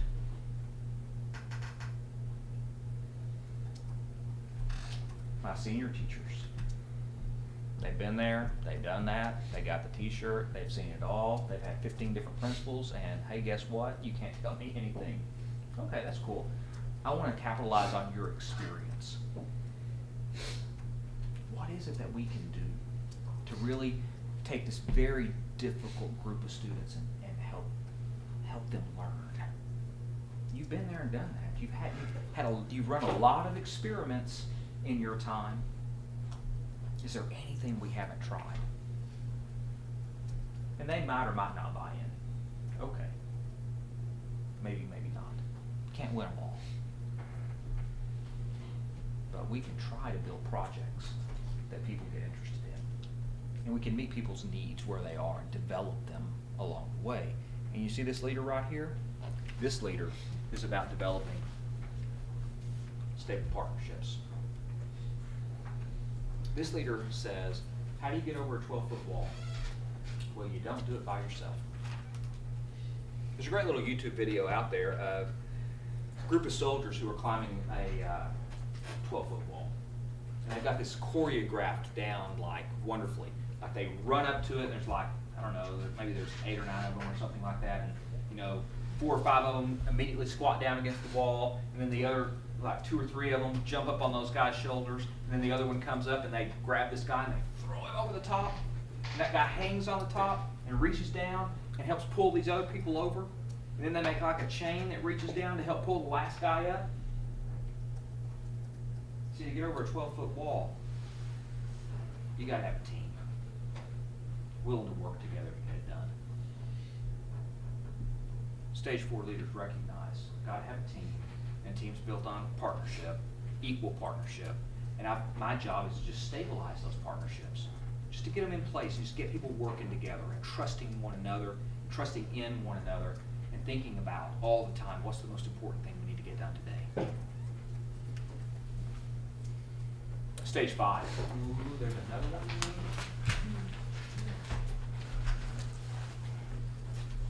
Stage 5 is heaven. Let me just tell you that, okay? Because we find very few examples of stage 5 being stable. These are like peak experiences that some people experience at some point in time in their life. Stage 5 folks I like to call cultivators, okay? And what they do is they cultivate widespread relationships. They are they talk vision all the time. What they really say is that life is great, or they say life can be great. Okay? But they're engaged in such meaningful work themselves that they cannot imagine really doing anything else, because it's just so meaningful what I do every day. They would say, if I didn't have to pay bills, I would do this for free, because it is so important and so meaningful and just so energizing and so empowering. I mean, man, my life is great. I had that experience this morning, by the way. Okay? A student came into my office. I hadn't seen her in a couple of weeks. And she said, you know, I'm coming back to school, and I'm just not a very good student. And I never really have been. And I kind of messed up my life when I was, 18 to 20, and I just kind of blew it all. And I just feel so ashamed of how poor of a student I am. And I just don't know what to do about that. But I'm trying to get it back together, and is there any way? And it had just so happened that this morning I had a little project I was working on, and I opened my Bible up, and I was reading in the Gospel of Mark, and I was reading this really kind of the first teaching experience that Jesus has. Mark chapter 3, Jesus is teaching in his house. And the house is full of people. And there's these guys who heard that Jesus was doing these miracles and healing people. And they wanted to bring their friend who was paralyzed to Jesus so he could maybe heal their paralyzed friend. And they couldn't get in the house. So they said, you know what? We got to get this guy in there somehow. So they climbed up on top of the house and they dug a hole in the roof. And they lowered their friend in. And the friend's like coming down in the stretcher. And, of course, they've been digging, so everybody's been like, oh, what is going on up there, And all of a sudden the friend's coming down. There's dirt, sifting in everywhere. Jesus looks at this guy and he says, your sins are forgiven. The scribes are sitting back there, the scholars, the teachers are going, your sins are forgiven. Who's this guy? I mean, God can forgive sins. This is just a teacher. And Jesus says, well, which is easier to say, your sins are forgiven, or get up and walk? Then he looks at the guy and says, oh, well, just for good measure, get up and walk. What happens to the guy? He gets up, folds up his stretcher, walks out the door. I was thinking about that this morning. I was thinking about the way falling short, not achieving what we think we're supposed to achieve, we call it perfectionism sometimes, how perfectionism, we try, we fail, we try, we fail, we try, we fail, and pretty soon we kind of come to this conclusion that if we don't try, at least we won't fail. And so we don't try, which means we are paralyzed. We just say, can't do it, not going to do it, not even going to try. So we just stand frozen in fear of failure. And Jesus says, your falling shortness, I forgive that. Get up and walk. Try again. Give it a shot. I'm not going to judge you for failing. I might judge you for not trying, but I'm not going to judge you for failing. Get up and give it a shot. Walk. So I was writing about that a little bit. Then I had this appointment, so I come to school, I'm sitting down, here's the student saying, in my past, I've fallen short so many times that now I don't even want to try. Is there anything I can do? My words were, hey, honey, your sins are forgiven. Get up and walk. Give it another shot. Don't worry about your grades. Just be curious. Just try. It's all going to work out in the end. Because it will. She cried a little bit. I might have had one tear come down my face. And she left. I fully expect to see her tomorrow in class, early this time. Because she got liberated. See? She was freed, at least for a moment, from her sense of failure. Because I said, don't worry about it. Just come, just try. See, that's a peak experience. That's where I'm actually connecting her, and this is not about me, this is just about telling you a story. Connecting her with something way more powerful than her or I. Connecting her with the empowering network of the Saints Universal, the Almighty God. Life is great because we live inside a network of people who are working for the same goal, the same vision, the same purpose, the same super important, we're going to change the world kind of purpose. These linked networks are driven by values of vitality. What does vitality mean? Full of life. Full of life. Okay, we want life. We want to live. We want to be free to live. We want to embrace life. Not just surviving, not just getting, but living. And how are we going to do that? We're going to do that holistically. To be alive means not just really good at my job and really sucky at home, but like good at my job and good at home and good at all of, it's all working for me. It's firing on like all 8 cylinders. This is like life. Man, I couldn't be more excited about it. It's about inclusion. See, all of a sudden the little tribe expands. Who's in my tribe? Anybody who's working on this project. Anybody. Race, creed, ethnicity, gender, doesn't matter. If you're working on this great project that I'm excited about, you are in my tribe. You are my friend. We're going to work on this together and we're going to get it done. Muslim, I don't care. Christian, I don't care. Atheist, I don't care. Are we working for this big project? Absolutely. We're in. Let's get it done. Big tribe. And not localized. Not just at my school. Not just in Oklahoma.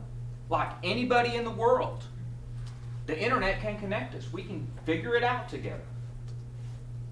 Scientists sometimes work this way. See, scientists in the United States are doing a little experiment over here. They think they see something. They get on the phone. No, they get on the internet. That's right. They talk to their buddy in Europe that they went to a conference with last year. Their buddy says, ooh, that's kind of cool. We'll try that over here in our lab too. They go, ooh, that kind of seemed like it's working. Ooh, I got a friend in Australia. Let's go ask him. And they're all working together in this big integrated network to discover the truth. Discover this new thing.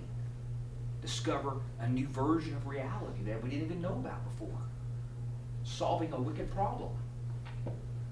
Whoever's in for solving that wicked problem, I'm in with them. Some of those wicked problems, well, they're those wicked problems, right? How can we make sure that everybody has equality in the world? Well, that's tough. That's a wicked problem. That's a problem that we've been working at for like as long as human beings have existed on the earth, and it just hadn't really gotten worked out. But you know what?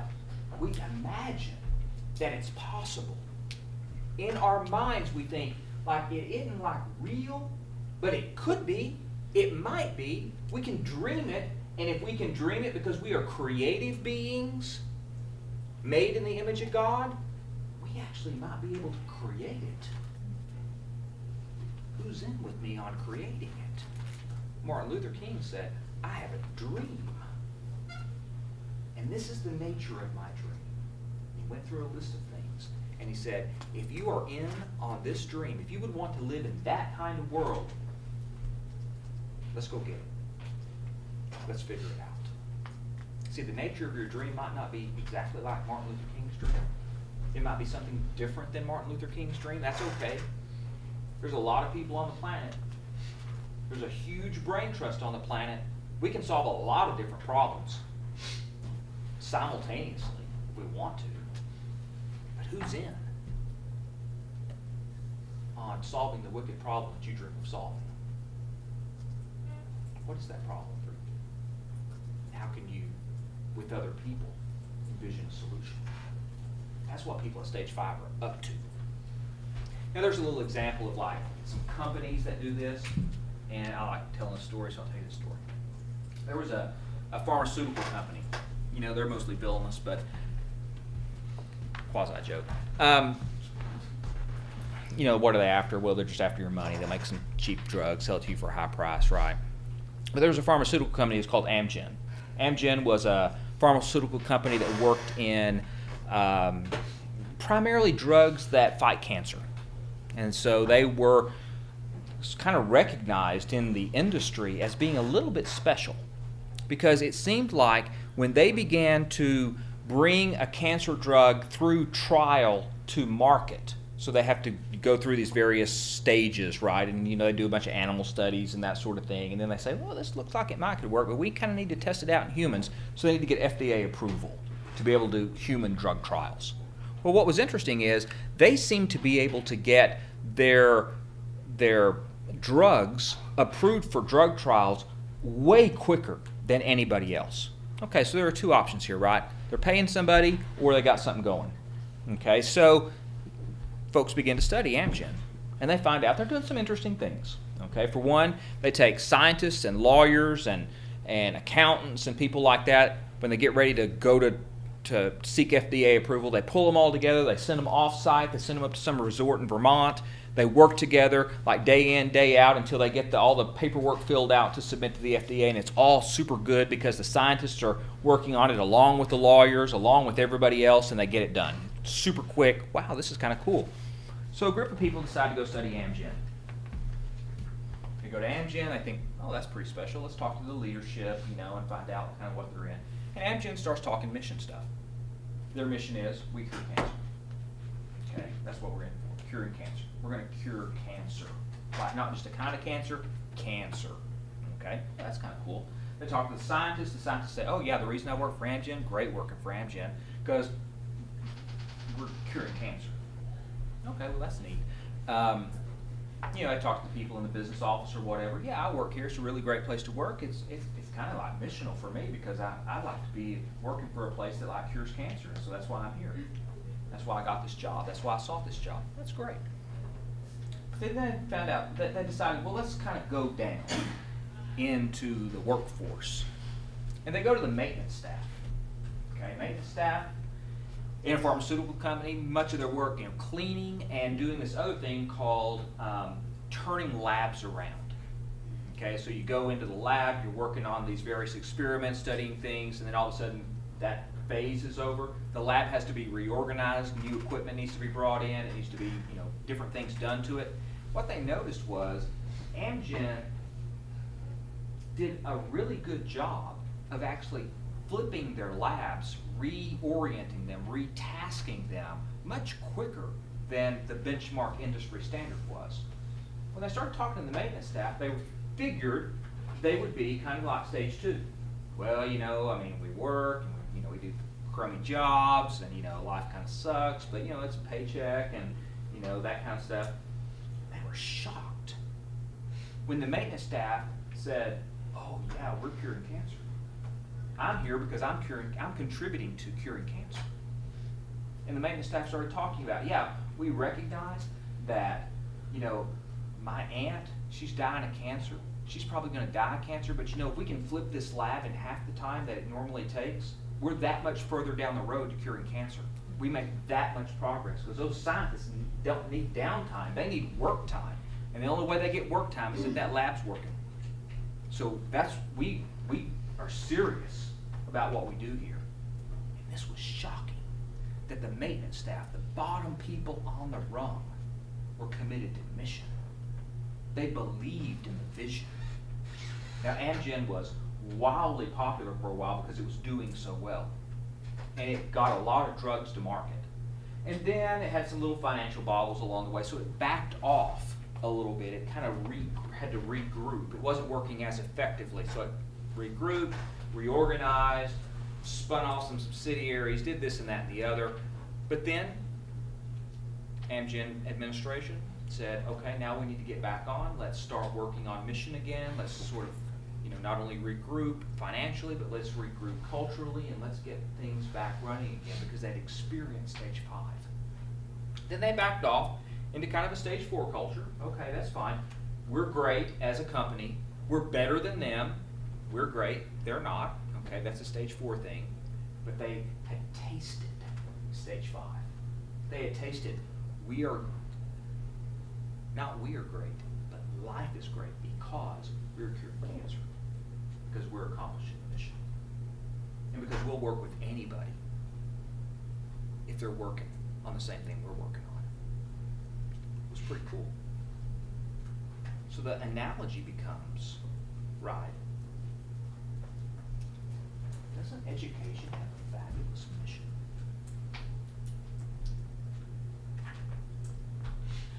Taking the next generation and educating them to be responsible citizens and good employees and good leaders and effective people.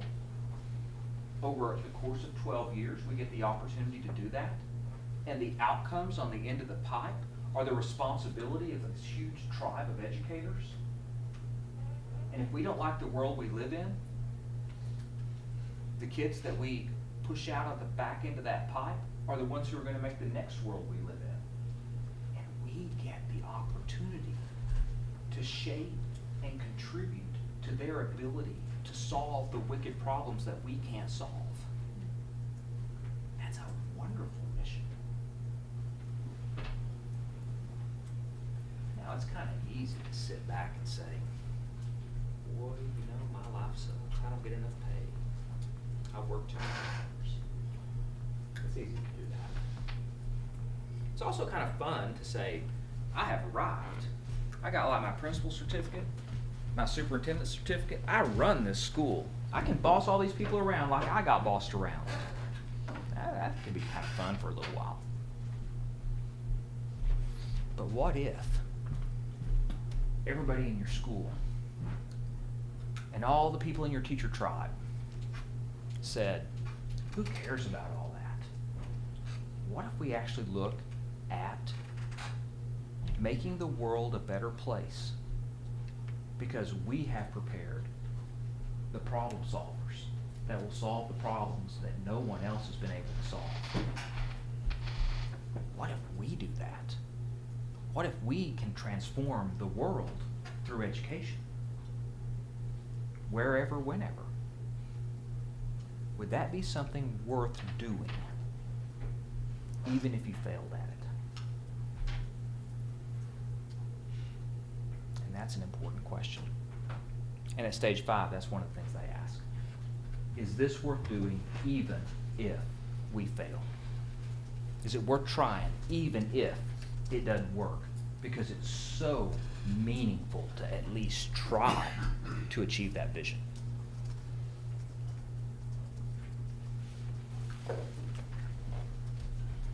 You get it? What percentage of people? 5. No, at stage 5? Like 2-3%. Yeah, very small. And the folks that I work with in tribal leadership community, that's one of our inquiries. It's one of the things we're trying to figure out is how we know people have these stage 5 experiences. They tend to be very temporary. They're very fleeting. right? You kind of step up into it, whoa, this is great, and then life happens and then you roll down a stage or two, okay? Just happens. Now remember, everybody is at one of these stages, and maybe, and in fact often, at more than one of these stages at any point in time, depending on the environment, right? At school, you're like at stage whatever. At home, you're like maybe in a different stage. You know, at church, you're like in a different stage than that. You know, depending on the way you relate to people, depending on the environment and what it allows for. Stage 5, that's like way up there. People like get there and they go, whoa, I didn't even know this existed. And then they go home and it's like, well, not as good as work. Oh, so I like to go to work, and so I like to do all this stuff, and then the home life just comes all apart, right? And so then all of a sudden you can't be stage 5 if, you know, you're like stage 2 down here over here, just kind of drags you down. So not a lot of people stay there for very long. So we're trying to explore how do we create this holistic kind of like way of thinking and way of acting around the world where the whole life can contribute to this experience. It's a wicked problem. See, it's not something that a few people can solve. It's something that a lot of people inquiring into to solve that problem. That's just kind of out there on the bleeding edge right now.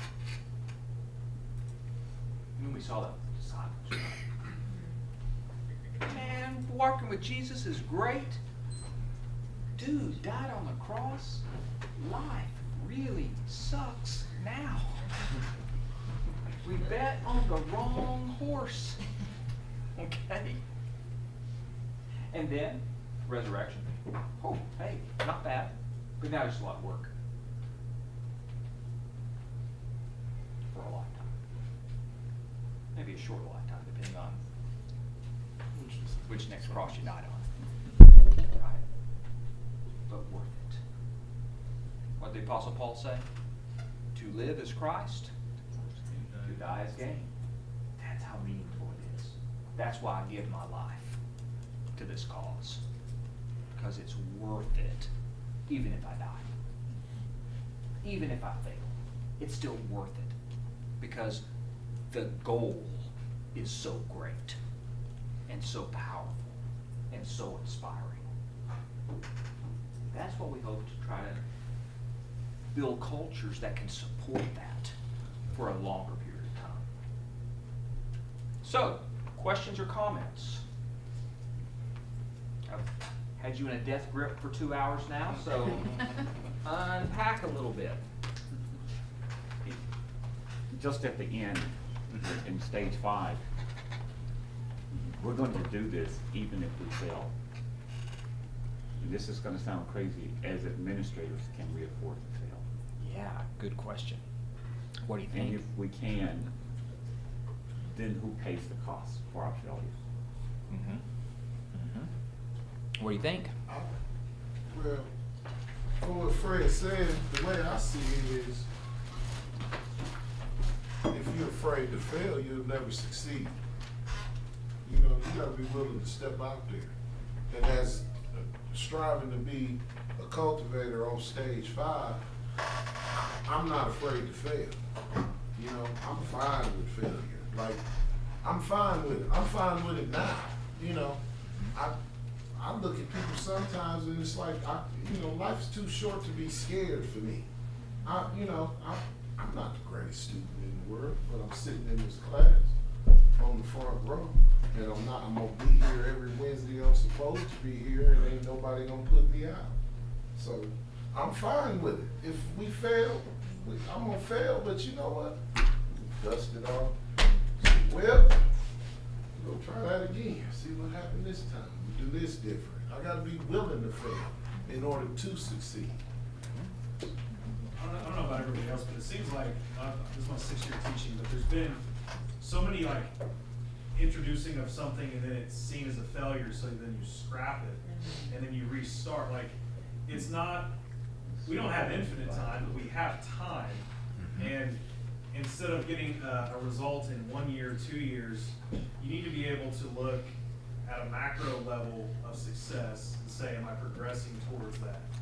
I didn't reach my goal because I set it to, you know, if I'm failing, I'm making progress towards the actual goal. So, you know, I remember Common Core was a new thing whenever I first started, and then you haven't heard that word in 2 years. And then TLE was the year after that, and you don't hear that word much, and, you know, it's still there, but, I think giving something time is not a bad thing. And go ahead. I tell my kiddos that failure is the first attempt in learning. Like, it really, really is. If you are afraid to try something new, then you're not going to actually discover anything. So it's that paralytic effect. So yes, we focus a lot on we can correct misdirection, we can't correct inaction. So yeah, like jump in. No, it's, yeah. I was curious about, so I see the connection between environment dictating where people are in which stage. So what steps can we take to shape environment? So what do you do about environment to help or hinder process? There are some tools, okay? There are some tools. So let's take somebody who is at stage 1. How do you get a stage 1 person to make the step up to stage 2? Huge risk, right? Big risk to like open yourself up and let yourself relate to other people in some way. The key here is they gotta have a buddy. Gotta have a friend. Stage 1 to stage 2 is about getting a relationship. Even a relationship where all you're doing is commiserating with somebody about how bad it is. Okay? But once you got that, you've already made the step into stage 2. Okay? And a lot of times, and you can't put somebody that's like stage 3 with a stage 1 because they don't actually speak anything like the same language. Okay?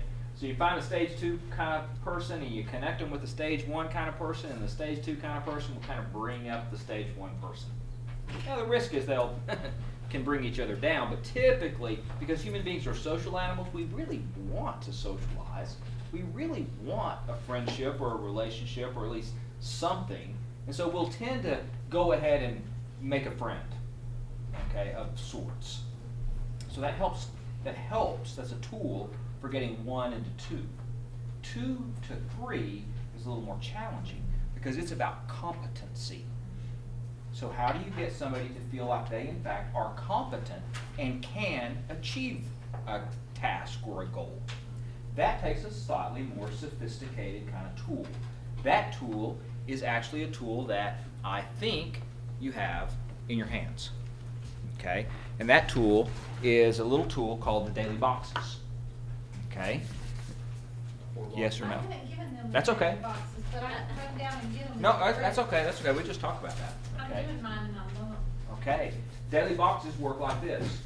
You find like 4 or 5 areas of life, okay, that you just track. Okay, so like we have a kind of a daily box thing. It can be like a little bit of anything, but the 4 that we like to focus on to get people feeling like they actually have control over their life. See, that's the key. Competency is based on a sense of I am effective. I have some control over my life. So what we do is we say, okay, so put together a little matrix, a little chart, okay? And down the side of the chart, put E, which stands for exercise, A, which stands for achievement, R, which stands for rejuvenation, N, that stands for nutrition. Okay? Then every night, you come in, get ready for bed. This is sitting, you know, like your bedside table. You pick that up, and you just score yourself on each one of those categories. 1, life sucked. 5, man, life was great. Anything in between. On exercise. Did you exercise? I'm not telling you how to exercise. You didn't have to run 10 miles. Could have been you walked around the block. Could have been anything, right? Whatever it is for you that you're willing to say, if I were to actually exercise, what would that look like for me? Okay? And what would it look like if it was great? And what would it look like if it sucked? Okay? And you just score yourself. 1 is low, 5 is high. Achievement. Did you get anything done today? Some people make to-do lists. Did you get your to-do list done? Did you get it half done? Did you get none done? You know, just score yourself, okay? Whatever that means, your definition, okay? Nobody's defining it for you. It's just all intrinsic. It's all internal. Rejuvenation. Did you take some time out for yourself? You know, did you pray or meditate or read the Bible or, you know, watch TV with your kids or play a game of cards or, you know, whatever it is that you just do because it just is like your hobby or it just makes you feel better or it just kind of gives you some energy? That's rejuvenation, okay? Nutrition. How was your nutrition? Did you eat better today than you did yesterday? Okay, what did it look like today? You know, are you a person that says, man, I get the munchies like about 10:30 at night, and so I sit down and eat a bag of nacho chips, you know? And I don't think that's good for me. So if I don't eat the bag of nacho chips at 10:30 at night, then like I'm gonna give myself a 3. And if I eat a salad, like during the day, in addition to not eating the nacho chips, like I'm giving myself a 5 because that is great. Other people, like they have just different standards for that, right? I mean, so it's just like whatever it is for you. And you just keep scoring yourself. Day in and day out, just keep track. 4 things, not hard. It's really hard actually. But you just score yourself. And then at the end of the week, you just kind of look back on it. And you just notice. How did I do over the course of this week? Not judging. Not like making yourself bad if you got a 1. Okay, just kind of watching. Just observe, just notice. Into the second week, you look back over that week and you look kind of back into that previous week. How you doing? And one of the things that people who do this just notice is that over time, the 1s start disappearing. They get replaced by 2s and 3s. The 3s, they start shifting up into 4s and some 5s. And then as they do it longer and longer, pretty soon, all those scores, they start running 3s, 4s, and 5s. And then they start actually changing some of the criteria because they've mastered. They've got at least some level of mastery over their lifestyle choices about nutrition, and rejuvenation, and achievement, and exercise. And the next thing you know, they're saying, oh, I actually can control my own life. I actually can make choices and I can follow through on those things. Now, I can actually take on a task and get it done. I'm actually effective. I can actually achieve something. Boom, stage 3. The tool for 3 to 4, really hard project that requires a triad to get done. And getting people to relate to one another in triads. And designing the project so that it's too hard for any one of those people to do, but not so hard that they're guaranteed to fail either. I mean, sometimes you kind of want to knock them down because they're so freaking annoyed with their I'm great because you're not, and you just like to bust them in the chops, but you don't because you're developing them. And so you give them something where they go, ooh, you know what? That little triad thing, man, that actually kind of worked. We actually got more done in that triad than I've experienced before. That was kind of cool. And you ask for their input. What's really important here? And then, but you don't leave it there. What do you think's really important? What do you think's really important? And then pull that together and say, all y'all were right. See, all y'all contributed to what's really important. Oh, now it's not one person is great. It's now everybody got to make a contribution to this. And it got synthesized into like something that's kind of cool that we can all align with. Oh, now you're actually developing stage 4 minded people. So those are tools in the toolbox. But the leader, importance of the leader, is the leader can speak all those languages. The leader can identify kind of who's where and has a little tool that they can use to help upgrade that person just one notch at a time. Don't overwhelm people with you're a 2, we're going to 4, right? No, you're a 2, and that's okay. It's not bad. It's just that there could be a little bit of improvement. You could be more effective. Let's try this little thing because I think it will help. Oh, it helps. Great. Now you're here. Oh boy, that's great, man. Look at how much improvement you've had. Let's let you kind of percolate there for a while. Let's let you be a 3 for a while. Get good at it. Get feeling good at it. And actually get to the point where you recognize that, holy smoke, I've created all these disasters for myself and I'm just too busy and I just can't really get it all done. I've got a little tip for you. Let's collaborate with some people and get this thing done. So you're just shifting people along the way. And it's like water, Joe. You're just putting a little dike up right here and letting that water flow this way. So how do we go from 4 to 5? 4 to 5, vision. And you've got triads already. You yourself are already working in triads. The people around you are already working in triads. You've got this thing about, okay, we know what's important to get done. Now you take all the triads in your locality, where you are locally, and you start connecting with people at a distance away who are also interested in the same thing. You take your little tribe, because we are great, and you say, we kind of don't care about the local tribe as much. We care about getting the big, huge project done, and we'll connect with anybody. And when you start getting input from these distant, we call them weak ties, these people who are not really like close to you in any way, but all of a sudden you start getting ideas from other people and you start getting some help from other people, just a little bit. And all of a sudden you go, wow, we could really get this done. And you build those ties up and then boom, you're kind of in this 5 experience. It's kind of like this. Every little bit counts. Every little contribution counts to get a big project done. So we'll take this at a very small level that will blow up into the metaphor, into the analogy, right? You ever been to a church like potluck?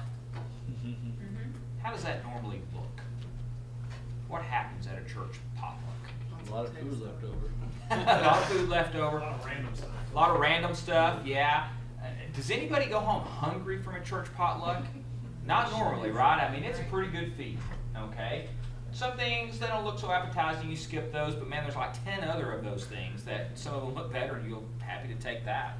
And a lot of times you get like more on your plate than you really should eat, even if you do eat it all, right? I mean, it's all there. But it takes all these little contributions to make that happen. You got like 20 women who are like cooking whatever their thing is, right? And they're bringing it. Now, you wouldn't have enough food if just one person did it, okay? Or it'd be a super overwhelming task for one person to cook all that food for those 200 people. But everybody brings their little dish and it works. But also, you gotta have places for people to sit. So at the church potluck, this is what happens with me. Everybody starts showing up at the church potluck. They got a few square tables or rectangular tables kind of set up over there and the food starts going in there. All the guys are standing up against the gym wall. And they're all like, 3-year-olds standing against the gym wall because nobody's making eye contact and everybody's just kind of looking out. We're just all kind of playing side by side, okay? And then we recognize, there needs to be some tables set up for some people to sit at. Well, you know what? I don't mind rolling tables. So somebody says, well, let's roll those tables out. So I'm happy to go over there and open the door and I'll roll out one table. One table's not hard to roll out. There are like 20 guys there, and actually in about 5 minutes we got all the tables set up because everybody rolled out like one table, maybe 2. Okay, that was cool. Put the tablecloths on, everybody eats. And then things kind of wind down and all the men are like, well, it's about time to get out of here, don't you think? Women are all talking over here. It's kind of about time to get out of here. How are we going to get out of here? And all these tables got to get taken down. You know what? I'm happy to roll one table. Get that tablecloth off, get that in a trash can, fold up that table. Now all the guys are inspired.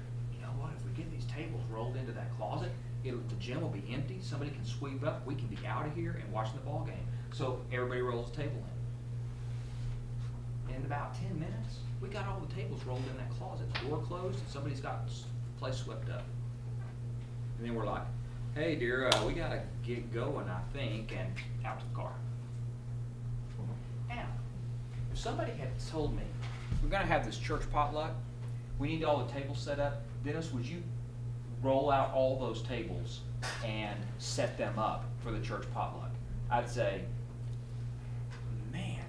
have something else to do. It's really, I'd love to be at that church potluck, but I got this previous engagement, because I am not rolling out every one of those tables. But like all 20 guys rolling out those tables, happens like that, and there's really no effort. All those women cooking all that food, if one woman was asked, can you cook food for 200 people? She'd say, we're out of town that weekend. But 30 women cooking one dish to bring out, we feed everybody. It's the parable of the feeding of the 5,000, right? I mean, you know? Well, so take that, which we all can identify with kind of locally. Like, it just works, we know it works, it's not hard. But imagine that you can globalize it.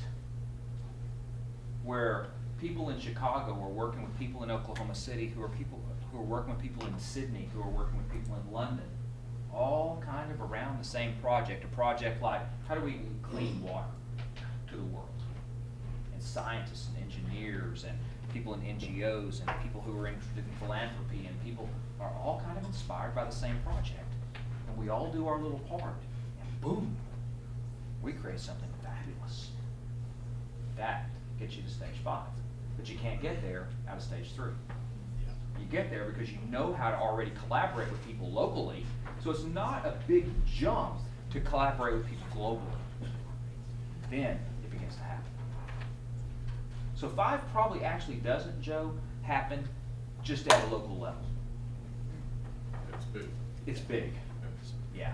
It's like, you know, a couple of years ago, the educators had some success with some legislation, and just all of a sudden that exploded into all these teachers all across the state going to be going into running for office, that, you know, that's enough that people are noticing, and it's all over the state. You know, there was just that little bit of success, and I guess plus a lot of social media and everything else, but all of a sudden, not just in the city or small, they're all over the state working together. Yes, absolutely. It's like, okay, fine, if no one else is gonna solve our problems for us, we have to solve it. Right. Yes. So is the challenge for us, if we're gonna be transformational leaders, is to really reframe the internal operating narrative at each step along the way, where it goes from an internal narrative to connection with a meta narrative that's bigger than my story, your story. And that's really the progression, isn't it? To be able, so the transformational leader has to have an eye on that meta narrative, or the big story, so that regardless of what story you're operating out of, I always have an idea how to move you from here to here, or us from here to here. Us from here to here. And frame that.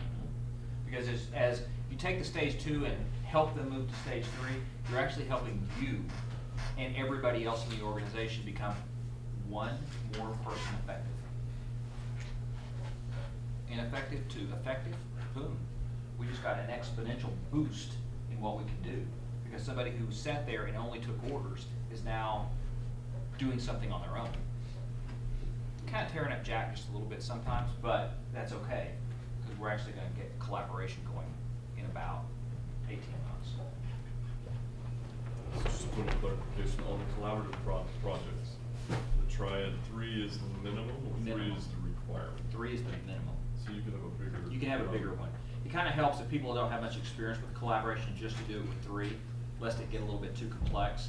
But once people are pretty good at 3, then it can be 5, it can be up to 12. You get much bigger than that, and all of a sudden, it better be a very big project. It's too many, yeah, the project has to be bigger. Just some clarification, is the goal of the stage 4 leader to be an equal collaborator or a facilitator of others' collaboration? Yes. Because when called for, I've got skills and abilities. I'm an equal collaborator with you.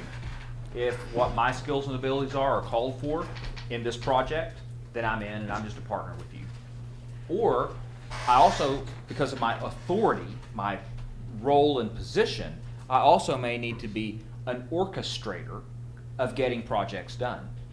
But probably I have one project which is orchestrating all these projects and just making sure that people are kind of on task and on goal and all that kind of stuff, and maybe collecting some,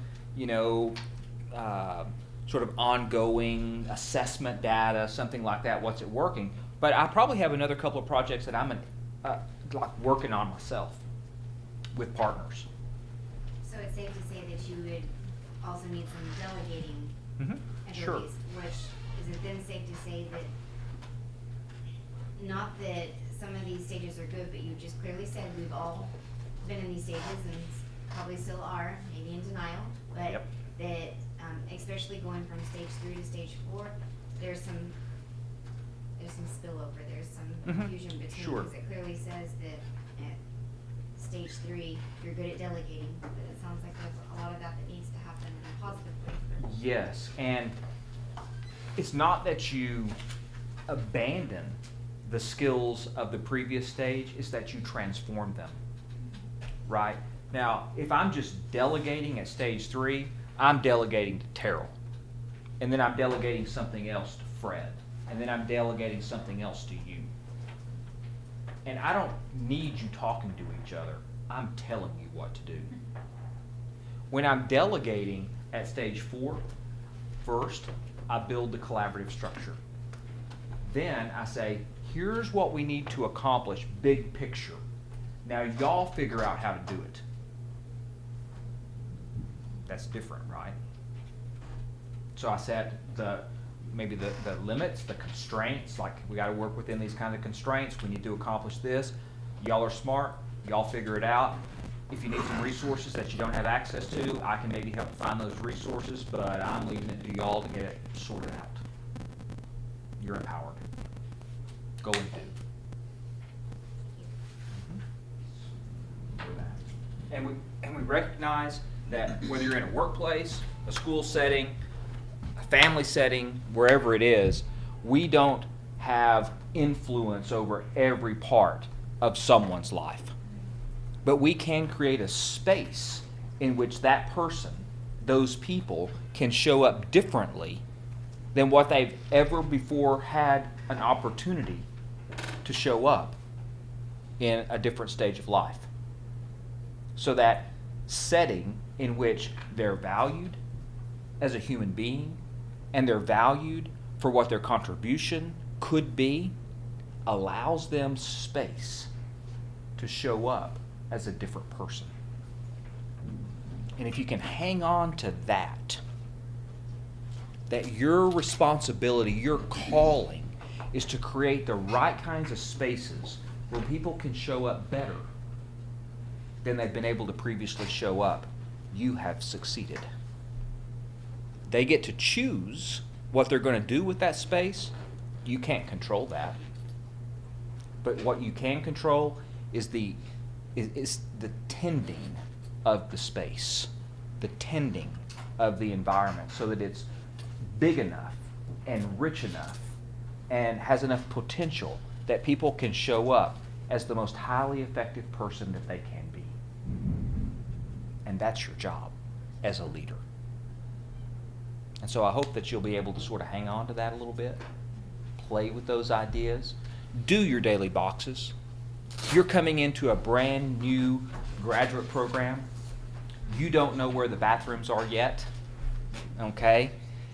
You're feeling maybe like you might not have what it takes to get through it all. That's okay. There's nothing wrong with that. That's just natural. If you'll do your daily boxes, the stressors that will come, the work that will be required on a timely basis, and you just don't know how you're going to juggle the graduate program and work and family and just all those sorts of things, the first things that go are self-care kinds of things. And if you lose those, that base, that fundamental base of, am I taking care of myself? Am I taking care of myself physically? If you lose that, then all the rest of that stuff comes crumbling down. So do your daily boxes. Think about every day, did I do some kind of exercise? Did I do some good nutrition? Did I do some, rejuvenation? Did I give myself time for that? Off of that base, things can work better at home. Things can work better at work. Things can work better at school. Okay? So do your daily boxes and don't do them alone. Have a partner. It can be a husband. It can be a wife. It can be a kid. It can be a classmate. In fact, it should be a classmate at least. Hold yourself like sharing accountable to one another. Ask your partner, your buddy, hey, how'd you do in your daily boxes this week? And if your buddy says, man, I just couldn't even get those things done, that's okay. But I'm going to ask you this next week too. Just hold each other accountable to being successful. Every person in this group should succeed. But over 18 to 20 months, life's going to happen. There's going to be rough times. Sometimes your life's going to be good and somebody else's is not going to be that great. But together, you can be very successful. Not only in this program, but in your careers going forward, because you build a network of people that you can talk to and share language with and talk about how to make your particular setting more effective by reaching out for the ideas that other people have. You have people to bounce ideas off of. And so build those relationships together so that you have that network necessary so that you can have a stage 4 or a stage 5 place, even when at work it isn't that, because the environment doesn't support it yet. You got people that you can fall back to, and y'all can all be stage 4 together, if not stage 5. Okay? And that was the good Lord just saying amen. Okay? All right. It's been a pleasure to meet you. It's been a pleasure to introduce this to you, and I hope that you have a good takeaway and a good evening.